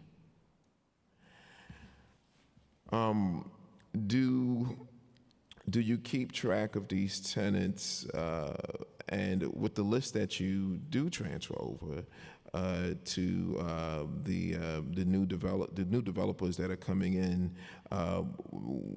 What continuous conversations are held to make sure that there is a focus on these particular tenants? Again, unfortunately, I'm not involved in the post-conversion process, and so we'll have to regroup and get back to you on anything that happens after the conversion outside of Section 9. Are you aware of the status of these tenants and their transfer applications? I am not personally aware, because once they're outside of Section 9, I'm no longer involved, but we can follow up with the other parties at NYCHA and get back to you. Okay. These tenants are waiting, and I don't feel that the attention and the priorities being paid attention to them. And it's just another example of NYCHA just handing the keys to these developers and forgetting that these folks these are humans. These are human lives that they've been waiting so long to get this transfer. How would you propose, and this is dealing with the tenant selection and assignment plan, the TSAP, How would you propose the TSAP changes expedite the placement of new applicants and transfers? So with the new TSAP proposal, we've made 3 main areas our priority. We want to make sure that we are optimizing the applicant and tenant rotation cycle, and that means we've restructured from a 4-tier system to a 3-tier system. We are also streamlining the priorities that exist today by consolidating them and adjusting them to meet the current housing needs. And then lastly, we're also refining applicant and tenant choices to improve wait list efficiency and empowering residents with greater flexibility to select their preferred locations. So with a simplification and offering more opportunities for specific urgent priorities like VAWA-related and reasonable accommodations, we do think that there will be more opportunity for folks to be selected and that the wait list will move more efficiently. Okay. Well, how would the proposed TSAP changes expedite emergency transfer requests? So in the new proposed system, we are elevating the emergency transfer priorities to a T0 priority, and we're also giving them 2 selection opportunities in a 7 rotation cycle in that tier 3 that I mentioned. Okay. Currently, the TSAP allows new applicants to select 2 boroughs waiting lists. Why would the new TSAP restrict applicants to selecting only 1 borough? So currently, they select 2 boroughs at the preliminary waitlist stage. Our waitlist is managed in 3 parts. First, when an applicant first applies, they are on the preliminary waitlist, and they pick those 2 boroughs, and that helps us identify when we anticipate vacancies which applicants we will invite for an eligibility interview. And then after that eligibility interview, once they're deemed eligible, they're placed on this certified waitlist with the transfers as well. So in the new TSAP, we will only allow applicants a borough choice. Right now, once they pick those 2 boroughs at the eligibility stage, they would pick a development-specific waitlist, and that could take a lot of time because you're on 1 waitlist, right? So in the new TSAP, we're proposing that applicants can pick a whole borough, and they would be on every development waitlist in that borough. When it comes to input from the residents, were the proposed TSAP changes developed with resident input? Because I know you did brief the residents after the plan was done, but can you let us know what input was given by the residents? So we leveraged resident feedback that we receive throughout our day-to-day interactions with residents inquiring about No, was there a formal process or a formal opportunity for residents to give input in this particular plan? Not in the proposal, but since we released it with the annual plan, So there was no formal process for the residents to give input into this plan? We're in the formal process right now. Public comment period opened on Friday and is open until August 2nd. Thank you. When would these changes go into effect, and what opportunities will residents, well, you said that they're going to have that particular opportunity. When it comes to funding for vacancies, rehabilitations, what is NYCHA's total annual revenue loss from when it comes to vacant units? I don't have that information with us today. I know that you did ask us for that prior to the hearing. We are working on calculating it, as it's not a straightforward formula the way HUD funds us, so we wanted to make sure we get you accurate information. So we are working on that follow-up for you now. Okay. Well, I guess I'll just unload on some of these questions here. Well, how much funding is currently available for the vacant units that need repairs, or of that, how much is tied to any federal funding? So right now, we're very grateful for the city's support of our vacant unit work, and we're receiving a total of $75 million in the current fiscal year. The capital and expense funding that I mentioned earlier. The rest of we estimate that's about 20% of our total cost of doing vacant units, and the remainder of it is funded through our federal operating subsidy. And what percentage of the city budget is allocated to NYCHA operations and capital needs? I am not sure what we make up as the total percent of the city budget. What emergency funding can the city access to address some of these the vacancy crisis that exists? I am not familiar with the city's access to emergency funding. I think that's a question for OMB. Okay, and is NYCHA receiving support from other city agencies to help reduce vacancies? Other than the funding we receive from the city, that's the support we're getting. Well, what joint city and state initiatives exist to address NYCHA's capital needs? Our capital needs more broadly, or just for vacant units? For vacant units. So, well, we're very excited that the state this year has allocated $25 million in the budget for NYCHA for a vacant unit. As you may know, in order to access state funding, we have to enter into a grant disbursement agreement with the state through DASNY, and we're excited to start those conversations and determine how we're going to apply that $25 million in funding.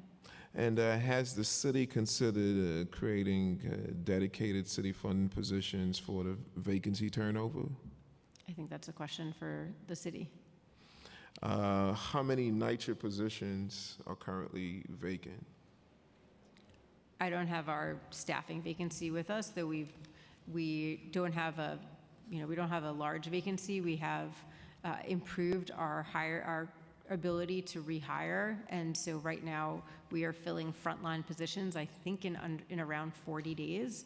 And so we have a great relationship with our HR. We're working through civil service lists, and we're able to backfill pretty quickly. Okay, and has the city conducted any cost-benefit analysis comparing the expense of keeping families in shelters versus renovating a vacant NYCHA unit? I'm not aware of a specific analysis. However, homeless families are a preference category for us, and I'm very pleased that we've doubled the amount of placements of people coming out of the shelter system into NYCHA this year, and we're expected to reach probably 1,000 homeless placements this year.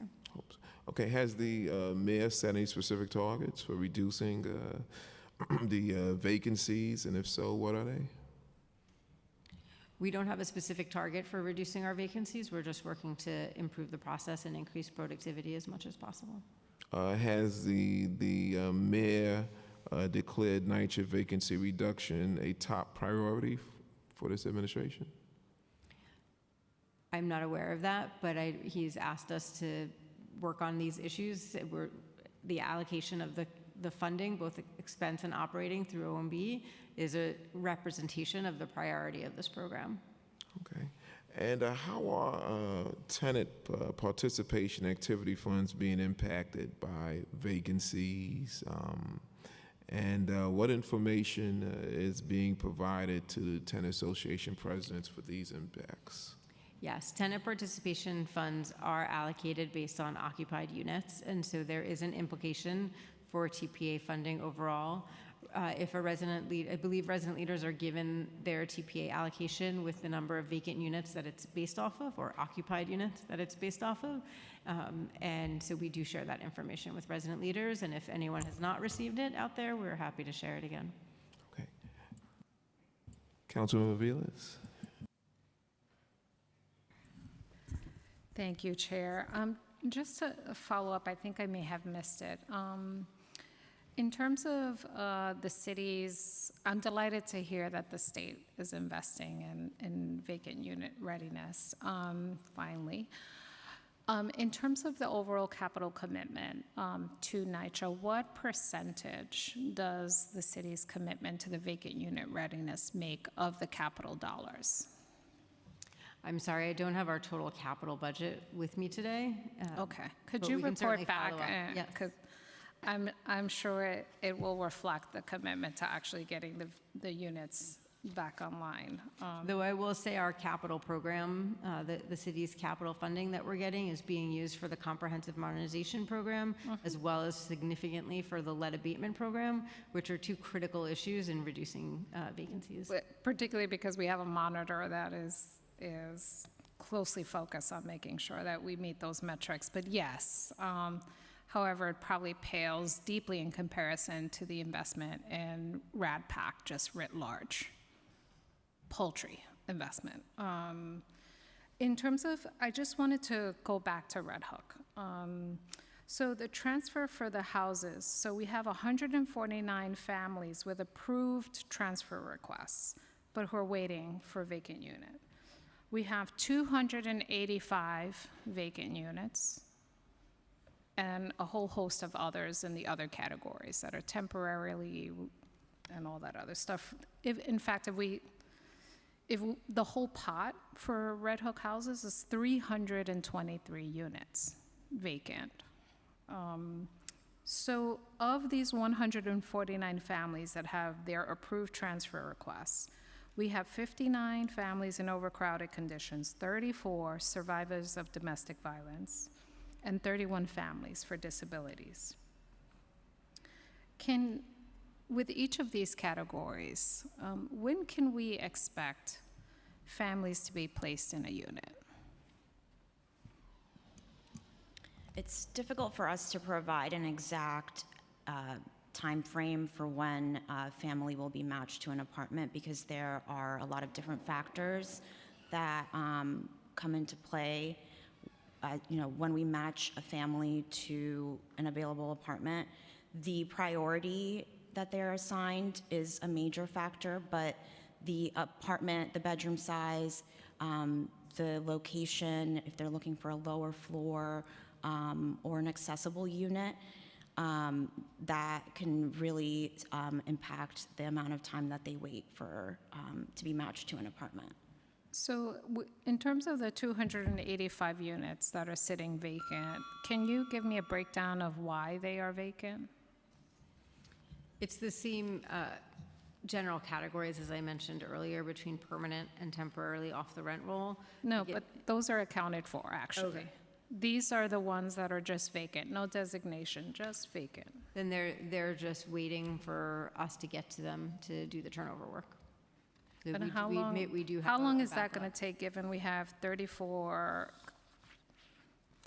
tenants that are approved for transfers, for domestic violence transfers? Our average turnaround is 352 days. However, again, it's not guaranteed that those folks waiting for transfers at Red Hook would get these Red Hook units. It depends on the selection. That is. So I'm sorry I may have missed it, but why does Red Hook have such an outsized number of vacant units just sitting there? Some of that, again, is due to what we were holding for comprehensive How much? modernization. How much were you holding exactly? We were holding. We have released some of those apartments back to the vacant unit. So what I'd like to do is get back to you with a full list. So we released based on updated projections for Gowanus and Wyckoff.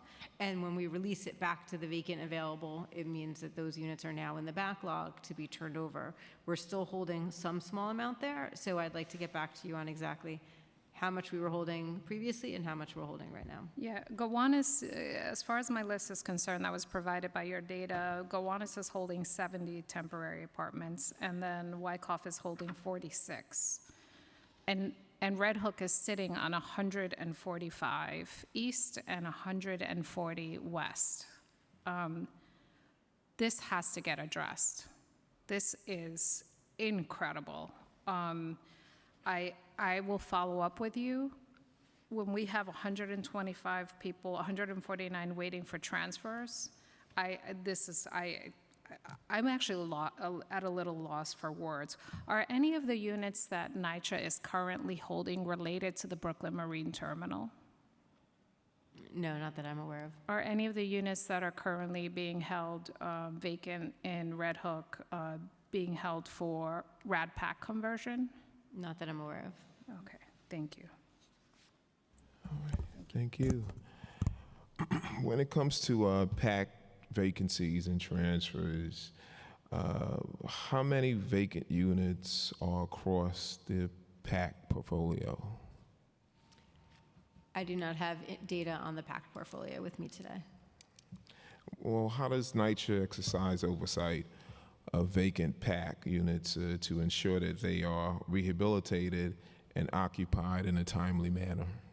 So to specifically answer that question, I'll have to get back to you, but just the PACT program goes through a comprehensive modernization. All of those buildings get complete renovation and improvements, and so all of those apartments get fixed up. So as part of the turnover or not, they're getting fixed up. And then vacancies that occur after the construction, I assume will be turned over fairly quickly because it's less wear and tear and it's no environmental. But we'll have to get back to you on any specific data related to the PAC portfolio. Well, what kind of record keeping does NYCHA require the PAC managers with regard to management of vacant units? And how often is NYCHA receiving these records? So I oversee the Section 9 portfolio in operations, do not oversee the review of the PAC data, so I'll have to get back to you with that information. Well, this is a little deeper dive into a particular development. Can you explain why the Fulton Elliott Chelsea environmental impact statement showed a decrease of 17 units in the development? I do not have that answer with me today, but I can follow up with you. Okay, and is it true that a unit at Fulton Elliott Chelsea is being used as office space? And can you explain how that decision was made? I believe that's correct, though I'd have to double check. Right. Yeah. Yes, we are using that. And as I mentioned, we do take units temporarily and permanently off the rent roll in order to facilitate both resident association, community, and other management needs in order to facilitate meeting with residents on site and to make it most convenient for residents. We sometimes take a unit off the rent roll temporarily in order to facilitate that work. And when it comes to inter-PAC transfers, does the new TSAP plan apply to RAD-PAC developments? No, the TSAP is only for the public housing inventory. Why not?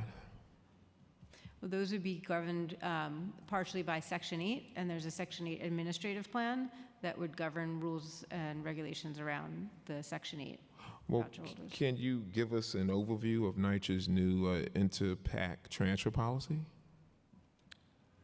We are not familiar with the intricacies of that policy. That's managed by the Leased Housing Section 8 program. Well, was the inter-PAC transfer policy developed with feedback from any of the residents? I can't speak to that. I can't speak to that either. When did the policy go into effect? I'm actually not sure if it's in effect. I know that we were very close to implementation.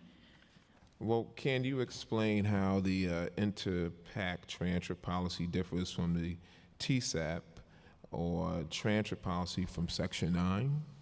I think we'd have to follow up with you to make sure we have the subject matter experts on that policy here to answer those questions. Well, why doesn't the inter-PAC transfer policy allow transfers from PAC to Section 9? And if a PAC resident wants to transfer to Section 9, what are those options? What options are available?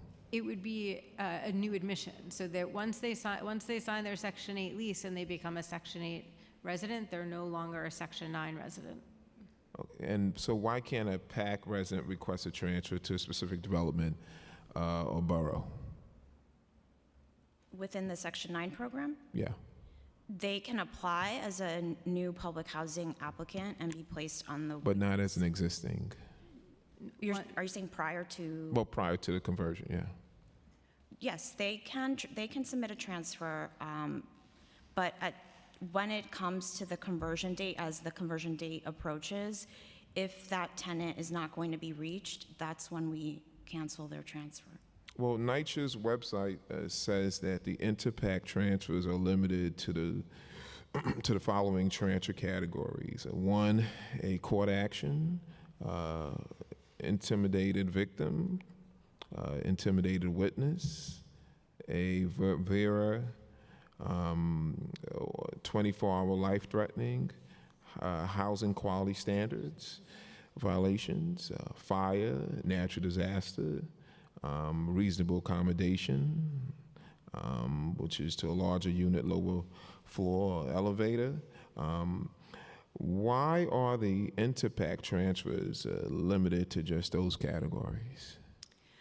Councilmember, with all due respect, unfortunately, we're not able to speak to that today because there's a different subject matter experts at NYCHA that handle the leased housing program, of which the Section 8 program is managed, as well as the real estate department that manages the PACT program. Well, has NYCHA...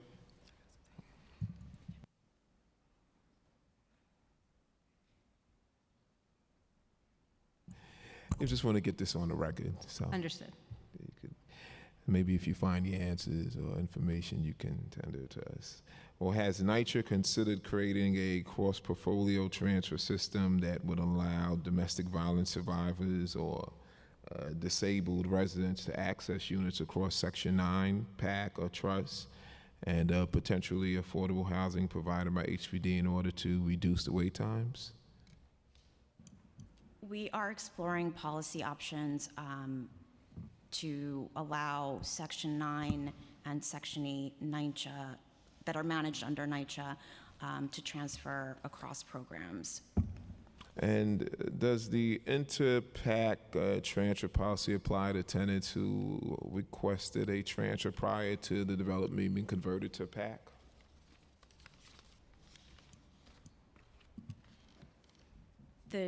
The transfer reasons after conversion are managed by or are guided by the Section 8 admin plan, so Eva and I cannot speak to those topics. And what is the role of the PAC managers in the Interpack transfer process? And do they have say in who's approved for a transfer? We will follow up on answers to that. Well, for the record, what is NYCHA's oversight over Interpack transfers, and does NYCHA access PAC managers' data on Interpack transfer requests? We will follow up on that. For the record, since the Interpack transfer policy went into effect, how many PAC residents have been transferred or put into a transfer wait list? We will follow up on that. For the record, of those, how many transfers within the same PAC development or to another PAC development, to a private rental unit or tenant-based Section 8 assistance, or to another public housing agency with tenant-based Section 8 assistance? We will follow up on that. Okay, and for the record, what is the average wait time for the Interpack transfers? We will follow up on that. We're looking forward to you following up on all of those questions. I just wanted to get those on the record. With that being said, we thank you for your testimony and for your opening statements. And thank you so much Thank for the you. administration. Thank you.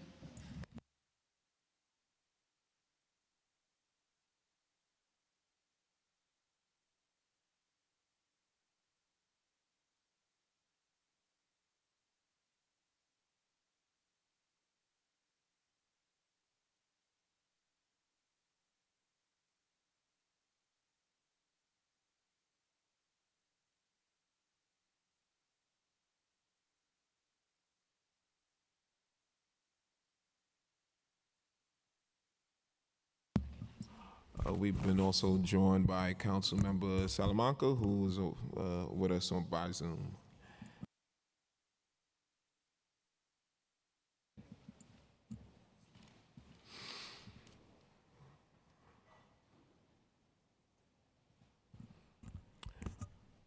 I'm opening the hearing for public testimony. I remind members of the public that this is a government proceeding and decorum shall be observed at all times.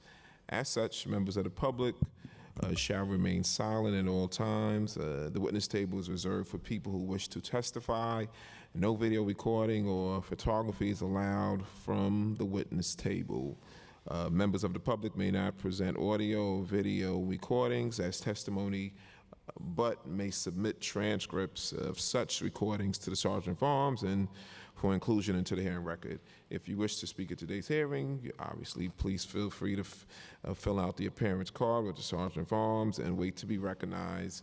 When recognized, you will have 2 minutes. You would have 2 minutes to speak to today's hearing topic, vacancies and transfers, or to the 2 bills we are hearing today. If you wish to submit a written statement or additional written testimony for the record, please give a copy to the Sergeant of Arms. You may also email written testimony or to testimony@councilnyc.gov within 72 hours of this hearing. Audio and video recordings will not be accepted. We will now proceed we have Anna Loaf from NY Lag. Luis Henriquez, Elizabeth Branty, Mathen Scarcy, Edna Wells, Mandy, Elizabeth Rodriguez, and Christopher Leon Johnson.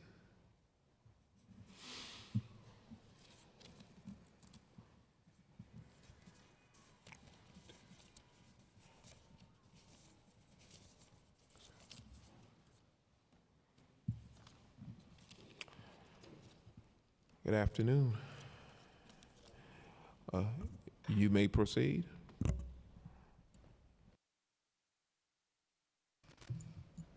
Yes, make sure the red light is on. Yeah. Thank you. Greetings, Chair Banks and members of the New York City Council Committee on Public Housing. Thank you for the opportunity to testify today on these important measures that will provide a much-needed increase in transparency for the NYCHA community. My name is Anna Luft, and I am the Public Housing Justice Project Director in the Tenants' Rights Unit at NYLAG. PHJP is the first team of legal advocates solely dedicated to directly representing public housing residents in New York City. First, I'd like to speak about vacancies. Addressing NYCHA's vacancy rate is about the stability of both NYCHA households and the housing authority itself. 19% of NYCHA's budget is from its rental revenue, and yet since 2020, vacancy rates have more than doubled from close to 0% to 2%. As the future of federal funding for NYCHA is called into greater uncertainty, and NYCHA calls residents into housing court for COVID-era arrears, it is unacceptable that so many units remain vacant, and NYCHA willingly forgoes the potential income from these units. Indeed, each time we appear in housing court on a non-pay or at the NYCHA Office of Impartial Hearings on a termination of tenancy based on chronic rent delinquency, the NYCHA L&T attorneys act like the missed rental income from that single unit will be the undoing of the housing authority. Meanwhile, NYCHA is sitting on thousands of unoccupied units that could be a part of the rent roll but are not. But more importantly to our clients, NYCHA's failure to move vacant units promptly results in due process violations, exacerbating existing inequities and destabilizing families and communities in the process.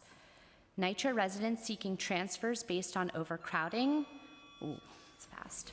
As you can imagine, long wait times for transfers can have cascading effects for our clients, with many facing loss of their housing due to NYCHA's profound inaction and the disconnect between the law department and those who spoke earlier today.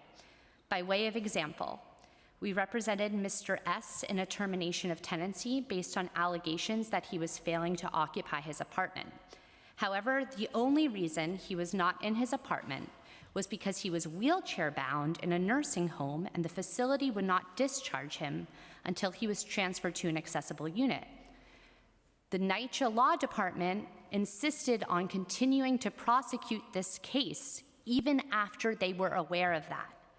While ultimately we prevailed and his tenancy was not terminated, he died in the nursing home, waiting years for his transfer. Ms. W lived in a one-bedroom apartment with her husband and 5 children. That's 7 people in a one-bedroom apartment.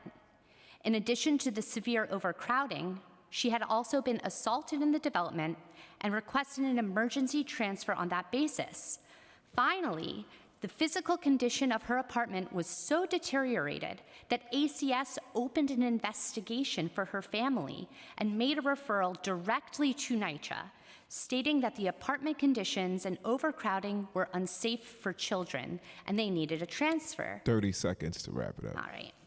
I'm just going to give you one more example because you asked about crime victim services earlier. Another client of ours, Mr. O, we represented in a failure to occupy case at the Office of Impartial Hearings. Mr. O was a crime victim. He had been essentially kidnapped in his own apartment, held hostage for months before the NYPD eventually conducted a raid and released him. NYCHA brought a failure to occupy while he was waiting for a safety transfer. And then when we explained to the NYCHA Law Department why he wasn't in his unit, amended the charges for non-desirability because of the people who had been residing in the apartment while he was being held hostage.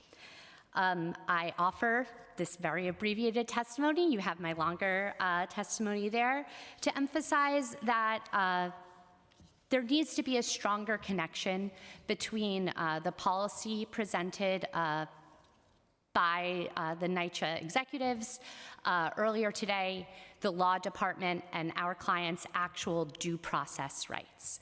Thank you so much for this opportunity, and I welcome any questions. Thank you for your testimony. You may proceed, sir. Am I on now? Yes. You are. Thank you, Chair Banks. Good morning. My name is Luis Enriquez, and I am the Director of Litigation at Manhattan Legal Services, which is part of Legal Services NYC.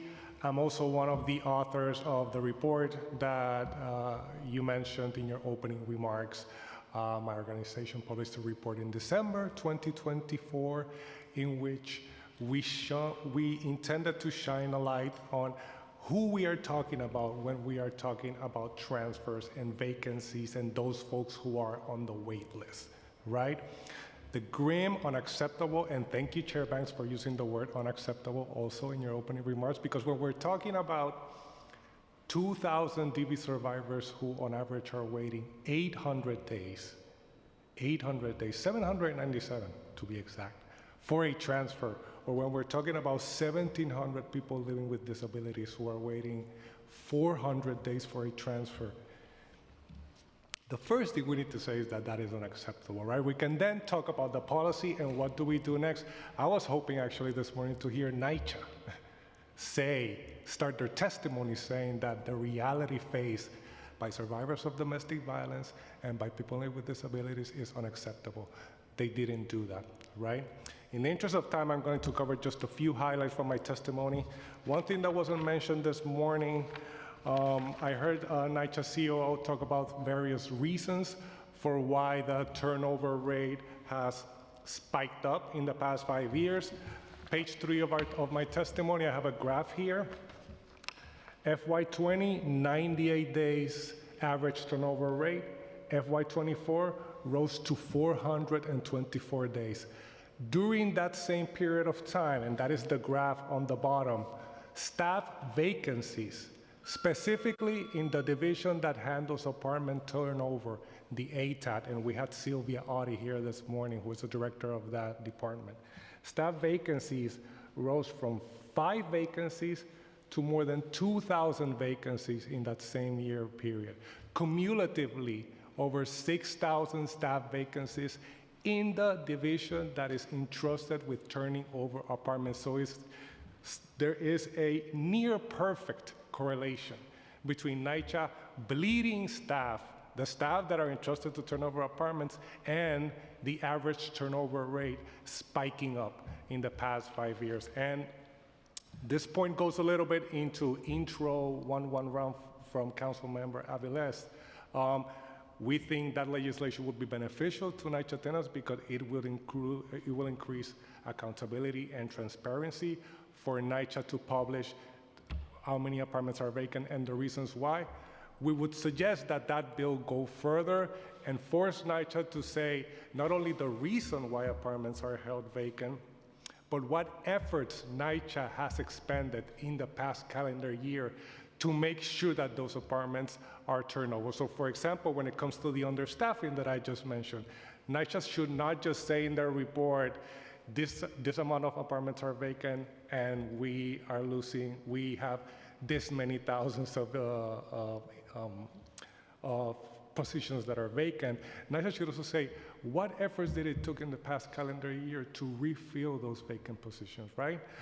What did NYCHA petition the City Council for funding, right? What type of publications or what type of hiring or training has NYCHA done, right? So we believe that the legislation could be strengthened if NYCHA is required to not only say this many apartments were vacant and this is why, but also add, and this is what we're doing to turn around the corner on this very big problem that NYCHA has with the vacant units crisis. Thank you for the opportunity to testify, Chair Banks. Thank you for your testimony and your report. You may proceed. Good afternoon, Chair Banks and esteemed members of the Committee on Public Housing. My name is Elizabeth Brantle, and I serve as the Government Relations Coordinator for the Center for Justice Innovation. The Center is a community justice organization that partners with courts, communities, and those most impacted to promote safety, racial justice, and stability, including through housing. Across our sites, we are seeing troubling delays in the NYCHA transfer process. Tenants regularly wait years to be moved, even when facing urgent situations such as the need for ADA-compliant housing, emergency safety concerns, or uninhabitable living conditions. With over 5,000 units sitting vacant last year, these delays are unacceptable. Last year, one of our clients survived an armed home invasion where his father was shot. Even after this, their family has waited over a year for a safety transfer. We had a client whose daughter became ill due to the mold and lead in their apartment. Even though her transfer was approved and she put down the security deposit on the new apartment, NYCHA delayed for so long that she was forced to live with friends. NYCHA then took her to housing court over the unpaid rent on the unlivable apartment and canceled her transfer. Only through legal advocacy was her transfer reinstated and her family was finally given safe housing. We are now working with a client who has waited over 3 years for a transfer after mold and mildew from leaks made his apartment hazardous. Currently, NYCHA policy states that transfers will not be approved for residents who are in active housing court proceedings for failure to occupy. However, this fails to consider that the very reason tenants are in housing court may be related to their transfer request. NYCHA residents deserve better. We urge the Council to push for clear timelines, better communication, and accountability for NYCHA to ensure that no family has to endure these conditions. Thank you for the opportunity to testify. Thank you for your testimony. Excuse me, good afternoon, Chair, Committee Council, staff members, fellow witnesses. My name is Edna Wells Handy, and I am the founder of the National Institute for Section 3 Empowerment, or the NISE.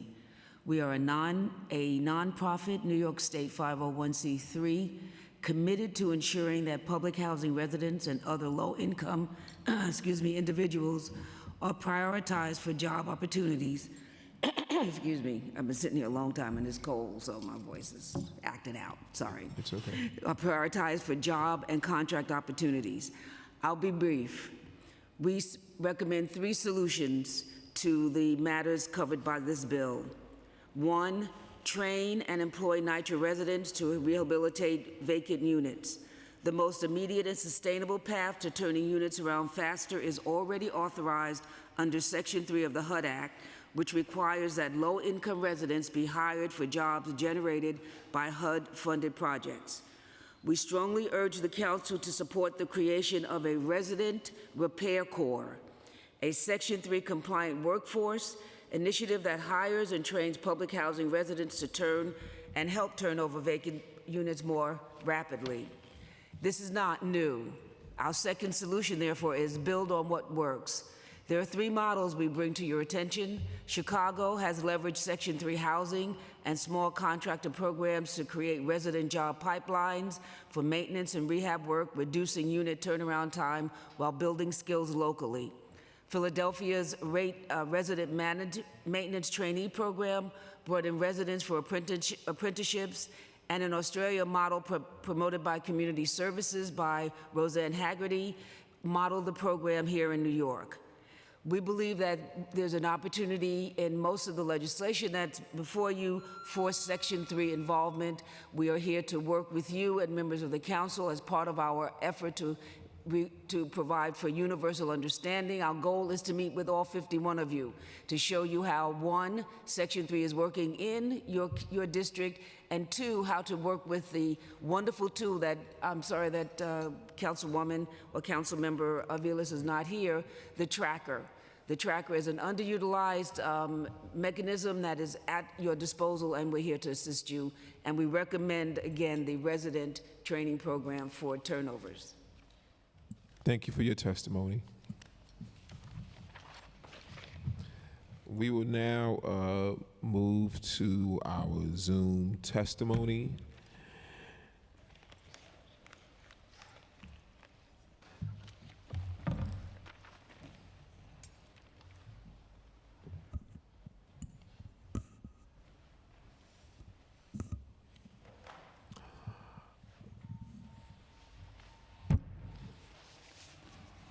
Okay, we will now move to our Zoom testimony. Once your name is called, a member of our staff will unmute you, and the Sergeant of Arms will give you a go-ahead to begin. Please wait for the Sergeant to announce that you may begin before delivering your testimony. Elisa Hall. You may begin.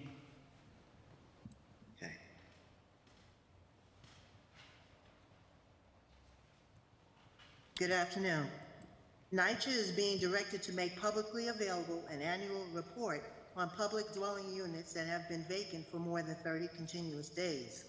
An annual report would provide information that is 1 year old and possibly outdated.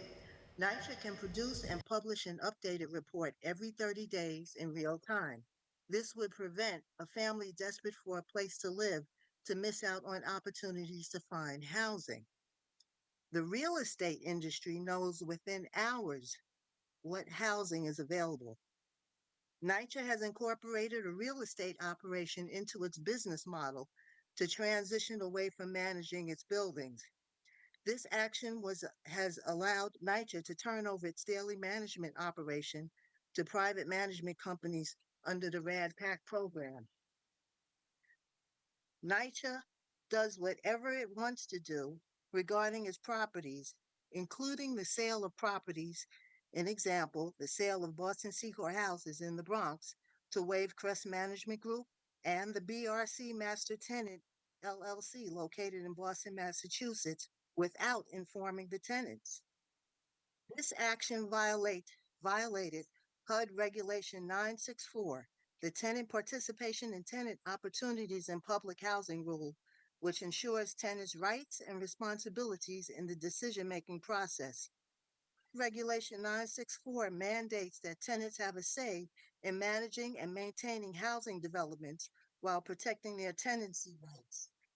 And private ownership ignored HUD Regulation 964, starting with adding unexplained arrears on monthly rent statements for tenants who signed the PAC lease and those who did not sign the PAC lease. And Thank you. Your time expired. extra time, please? 30 seconds to wrap it up, ma'am. Okay. The tenants are required to sign leases before the PAC program received HUD approval for the conversion to private Section 8. So a monthly report could show available inventory of apartments and review the compliance by housing authorities and private partnerships to adhere to the laws of Section 9 and HUD Regulation 964 to remain accountable to the tenant's needs. And it would highlight cases of success or failure in meeting the goals of the program. And some people have $30,000 in arrears since the program was implemented at their development. we will submit the rest of the 4-page testimony to the city council. Thank you. Thank you for your testimony, Ms. Hall. Simone Hall. You may begin. I'm the mother and I have the same complaint. It was being directed to publicly make available an annual report. You don't need a year to make an annual report. You can make a baby in 9 months, so I don't see why you have to wait for a year to be told that there are vacancies. Everyone in every project knows where there are vacancies, and nothing is being done to alleviate that problem. And this causes more people to be without a place to stay. Some are sleeping in cars. They're sleeping in the subways, and they're in the staircases, and all of this is happening now.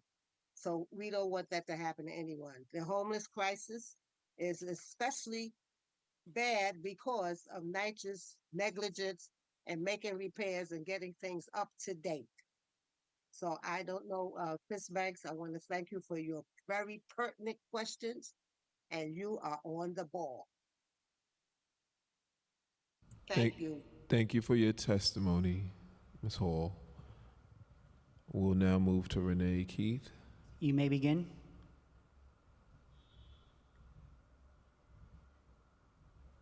Okay. Thank you, Chair Banks and members of the committee. My name is Renee Kitt. I'm both a resident of the Elliott Chelsea Houses and the president of our resident association. I'm here to raise serious concern about what's happening in our community under the guise of choice and improvement. Once a decision has been made for us, not by us, that our development is being pushed into PAC, it is as if we no longer count. Our homes and families are treated as liabilities on a spreadsheet, not as communities with history, stability, and rights. If you look at the NYCHA metrics dashboard, it shows only 4 vacancies between Fulton and Elliott Chelsea houses. But when you examine the non-dwelling units, there are 199 listed. This is how they're masking true vacancy numbers by reclassifying livable apartments as non-dwelling. It artificially lowers the vacancy rate and creates the illusion that our buildings are obsolete, when in reality, they are being warehoused. To make matter worse, 2 of our apartments are currently being used by Housing Opportunities Unlimited, a relocation contractor known for their involvement in PZS RAD conversion, including Linden Houses. These are apartments that could and should be used by NYCHA residents, Section 9, particularly those on transfer lists or in unsafe units, but instead they are being handed over to outside consultants who are there to facilitate the PAC process and ultimately the demolition of our homes. At Fulton, 11 households have been selected to move in, but instead of being welcomed into a stable home, they're being drawn into a misleading process, one that pushes them to self-evict by dangling a supposed lottery and urging them to act quickly to secure their spot and in an undefined future. This is not resident choice, this is managed displacement. The proposed bill, Intel 0111-2024, will require NYCHA to report publicly on all units that have been vacant for more than 30 days. While this sounds promising, I must emphasize such a bill is only as good as the numbers NYCHA chooses to disclose. As I have just discussed, Thank you. Your there time is expired. good at getting the real picture. And I have 30 more seconds. Yes, 30 seconds. Thank you. At hiding the real picture through reclassification and data manipulation. As Ms. Hall just discussed, this should be done on a weekly basis on a live dashboard. Meanwhile, residents await transfers at Fulton and Elliott Chelsea are being sidelined. These delays are not accidental, they are strategic. They serve to clear a path for the demolition of these buildings and the handoff of public land to related in essence, it can only be described as a 21st century land grab. We are not against improvement, we are against being erased. We demand a just process, a meaningful vote, and real estate and real investment in our communities, not demolition disguised as revitalization. Thank you for your time. Thank you for your testimony and advocacy. We'll now move to Ramona Ferreira. You may begin. Hi, everyone. This is Ramona Ferreira from Safe Section 9, and I'm going to highlight for you some of the solutions that we came up with regarding vacancies and the transfer process that's currently not serving the tenants of Section 9 public housing.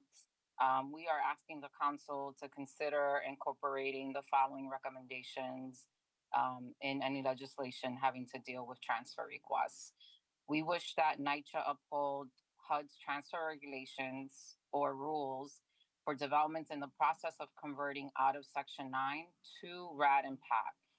Basically, when a development is undergoing conversations regarding conversions, tenants are supposed to be offered an opportunity to take a transfer to another Section 9 development closest to them, and this is not being done. We want for NYCHA to provide publicly accessible statistics on how many people are actually requesting a transfer and wishing to stay within Section 9 when a conversion is being faced by their development, how many of these families accept the transfers, and how many are not honored. We want RAD and PAC partners to clarify the timeline for conversion so that we can better understand at what point transfers are being frozen at the development. We want for RAD and PAC partners to create or make a public transfer tracking system so that tenants have access to information on their status of their transfer and can get real-time updates. We would want partners for our RAD and PAC to be held accountable, provide transparent communication to tenants regarding their transfers before and after a conversion, and demand that they identify point people at each development that can actually address the questions of the tenants. And then we wish to have an investigation into the currently 5,000 vacant units, the job portal. Thank you. Your time expired. 30 seconds. Thank you. And we would want to see why NYCHA is not actually hiring for the transfer units, and making sure that we have skilled labor that can bring down the wait time on these transfers and vacancies. Thank you. And Ramona, can you just forward those recommendations to my office? Yes, sir. Thank you. We'll now proceed, and thank you for your advocacy and thank you for your testimony. We'll now proceed to Linda Harrison. You may begin.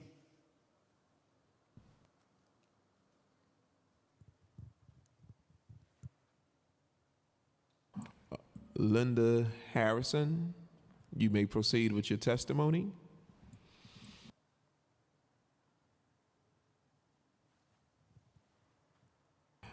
We'll now move to Karen Blondell. You may begin.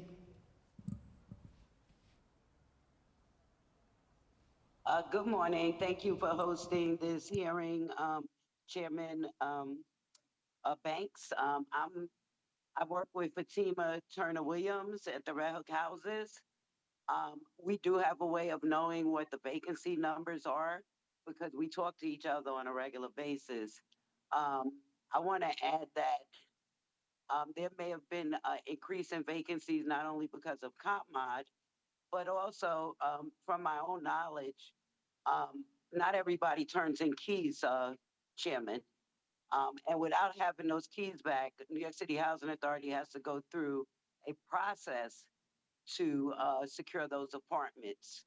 So on behalf of the Red Hook West Houses and Ms. Fatima Turner, I can say that this woman has been doing her job.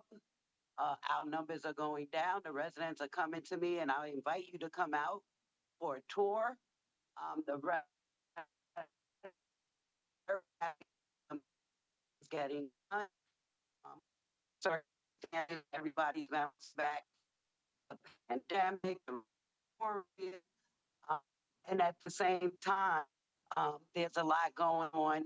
Like my council member evaded to.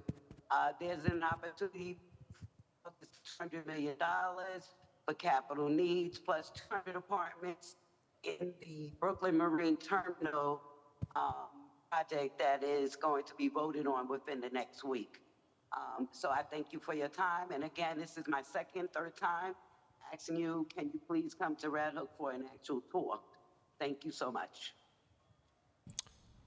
Thank you for your advocacy and thank you for the invite. We will definitely try to make it over to Red Hook to do a tour. Thank you again. Thank you for your testimony. Now we'll proceed to Christina Chase. You may begin. Hi, good afternoon. My name is Christina Chase. I'm second vice president of Ravenswood Houses and a steering committee member of Justice for All Coalition, a grassroots tenants' rights group in Western Queens. Thank you, Councilmember Banks, for your critical leadership, and Councilmember Aviles and Ayala for your unwavering support too, and for NYCHA residents, as reflected by these bills. I support these bills and look forward to engaging with the additional data, which will allow us to fully understand what is happening at the development level for residents, both with vacancies and policing. I wanted to uplift the vacancy numbers at Ravenswood Houses, as well as our neighboring development 4 blocks away, Queensbridge Houses, also my childhood home. Ravenswood, we have 64 out of 2,160 vacancies, so that's 3%. Queensbridge North, 70 out of 1526, so that's about 5%. And Queensbridge South, 91 out of 1,582, so that's about 6%, which is double that of Ravenswood. And so that's really concerning. We need those apartments to be brought back online, considering how many families are on the waiting list, but also because their vacancies are causing safety concerns and issues, and other related concerns that my residents are really um, they want to see repaired are broken doors and locks, broken intercoms, broken and old mailboxes that need to be replaced so packages aren't stolen. Today's hearing highlighted for me one thing, which was how one RAD PAC conversion impacts a whole neighborhood and the whole city at large. It's clear how PAC destabilizes our communities and our families. We cannot afford to let it continue, especially since our federal resources are scarce and under attack. We cannot let another penny for public housing go to RAD PAC or any of its related initiatives. We must take seriously what a RAD moratorium bill looks like. Let's meet, let's write it up, let's mobilize, and let's get it passed. Some of you know me as an advocacy coordinator at Take Root Justice, and could wear all my hats to make 30 seconds to real wrap it up. um, this moratorium. So let's protect what's left of public housing in the city and in this country. Thank you. Thank you for your leadership. Thank you for your advocacy. And thank you for your testimony. We will now proceed to Jacqueline Laura. You may begin. Hi, my name is Jacqueline Lara. I live in Fulton, and I'm speaking that we, the residents, do not want demolition, and we need to somehow hold NYCHA accountable of how they're harassing the residents at Fulton Building 11. They're coming to me asking me if they should sign this or sign that because they have HOU coming to them and telling them that they have to move, and NYCHA sending them letters that they have to leave the premises so they could demolish that building. So please, somehow, some way, we have to hold NYCHA accountable. I don't care. We have to hold them. We don't want no demolition at all. Thank you. Thank you for your testimony. We will now move to Teresa Scott. You may begin. Peace and blessing. Good afternoon, everyone. First of all, I want to give honor to God and to the council for speaking tonight, Chair. It is sad that the people living in these conditions and that NYCHA doesn't seem to understand the danger that people are living in and the oversight that is happening with NYCHA. And every time we have a meeting, they don't know anything. That's their regular story. I really believe that Save Section 9 need to come and get with NYCHA, the people that does the executives, and let us train them because they come here every meeting with the same story. I can't answer that question. Yes, they don't have the answer because they're not concerned about us. We need to stop the injustice. Like what I'm in awe of is that they actually are raising their hand and making an oath that they're going to tell the truth. If that was one of us, we would be put in jail right away. Why isn't NYCHA punished for them always these courts and not making sure that they have the right people with the right answer? They know what the subject is about, and they purposely come here every time saying, I don't know the answer or I can't answer. That is a purpose. That is on purpose, and that is causing people to suffer. We have residents who are living in places that are living in dust. They know that we living in dust. They say that they have all of these information. They have all this data. I need to see where the data is at. I need to see the information on some kind of application that says, hey, show me all these people that they visit. We have residents who said that that the NYCHA has not done any of these programs that they said they have implemented. So why are they allowed to come here and lie every time and never be accountable? They say they're going to get back to. I need to be personally see the Thank you. Your time information expired. alone. Ms. Scott, you have 30 seconds to wrap it up. I need to see the information and the data. We need to stop. We need to put a memoriam to stop red, so that some of these things are happening with the people that are living in red, so it can stop, because it's not fair that these people are living in such horrible conditions. And NYCHA always has the same answer: I don't know. They know, they don't care. And there's a scripture that says that God sees the wicked, and they need to know. I'm serving a notice from God that just as much as you're doing wicked for people in nature, the same thing could happen to you. So you need to be careful. This has nothing to do with safety. This is my personal opinion. The same thing and just that you're doing tonight going to happen to you and your families. And because you're part of such a wicked system, no telling what happens. So you need to be careful when you come to these tenants, to these hearings, spewing these lies and this data that you don't seem to find. Thank you, Ms. Scott. Thank you so much. Thank you, Ms. Scott, for your testimony and your advocacy. Now we'll proceed to Christopher Leon Johnson. You may begin.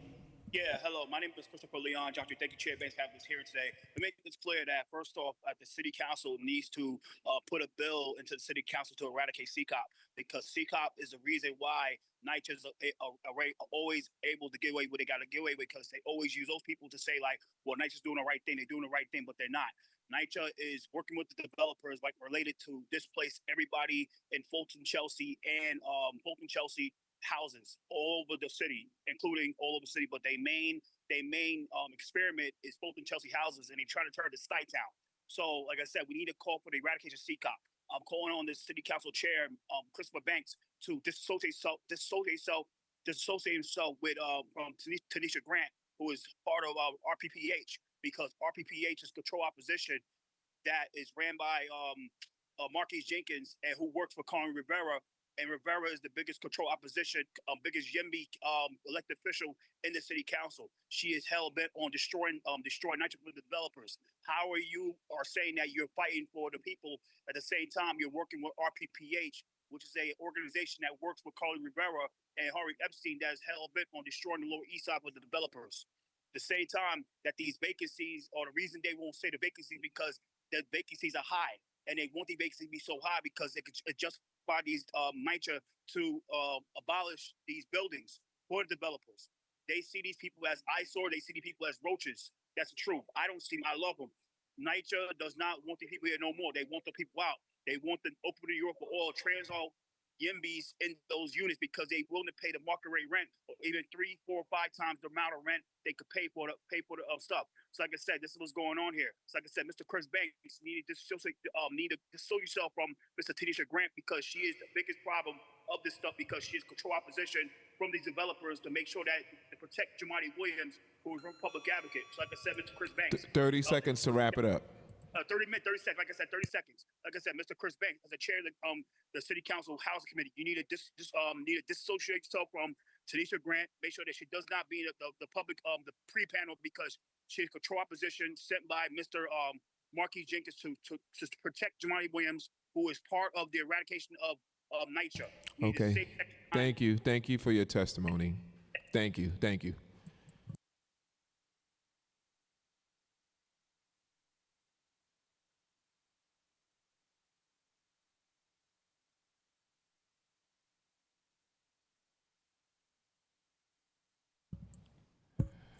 If we have inadvertently missed anyone that has registered to testify today and has yet to have been called, please use the Zoom raise hand function if you are testifying remotely, and you will be called into order that your hand has been raised. If you are testifying in person, please come to the dais. Okay. And we actually had a missed person. I just want to, announce their name again. Methane Scarcy. Please come to the dais. All right. Seeing none, I will now close the hearing. Thank you to all the members, the administration, the members of the public who have joined us today to discuss this very important topic. This hearing is now adjourned.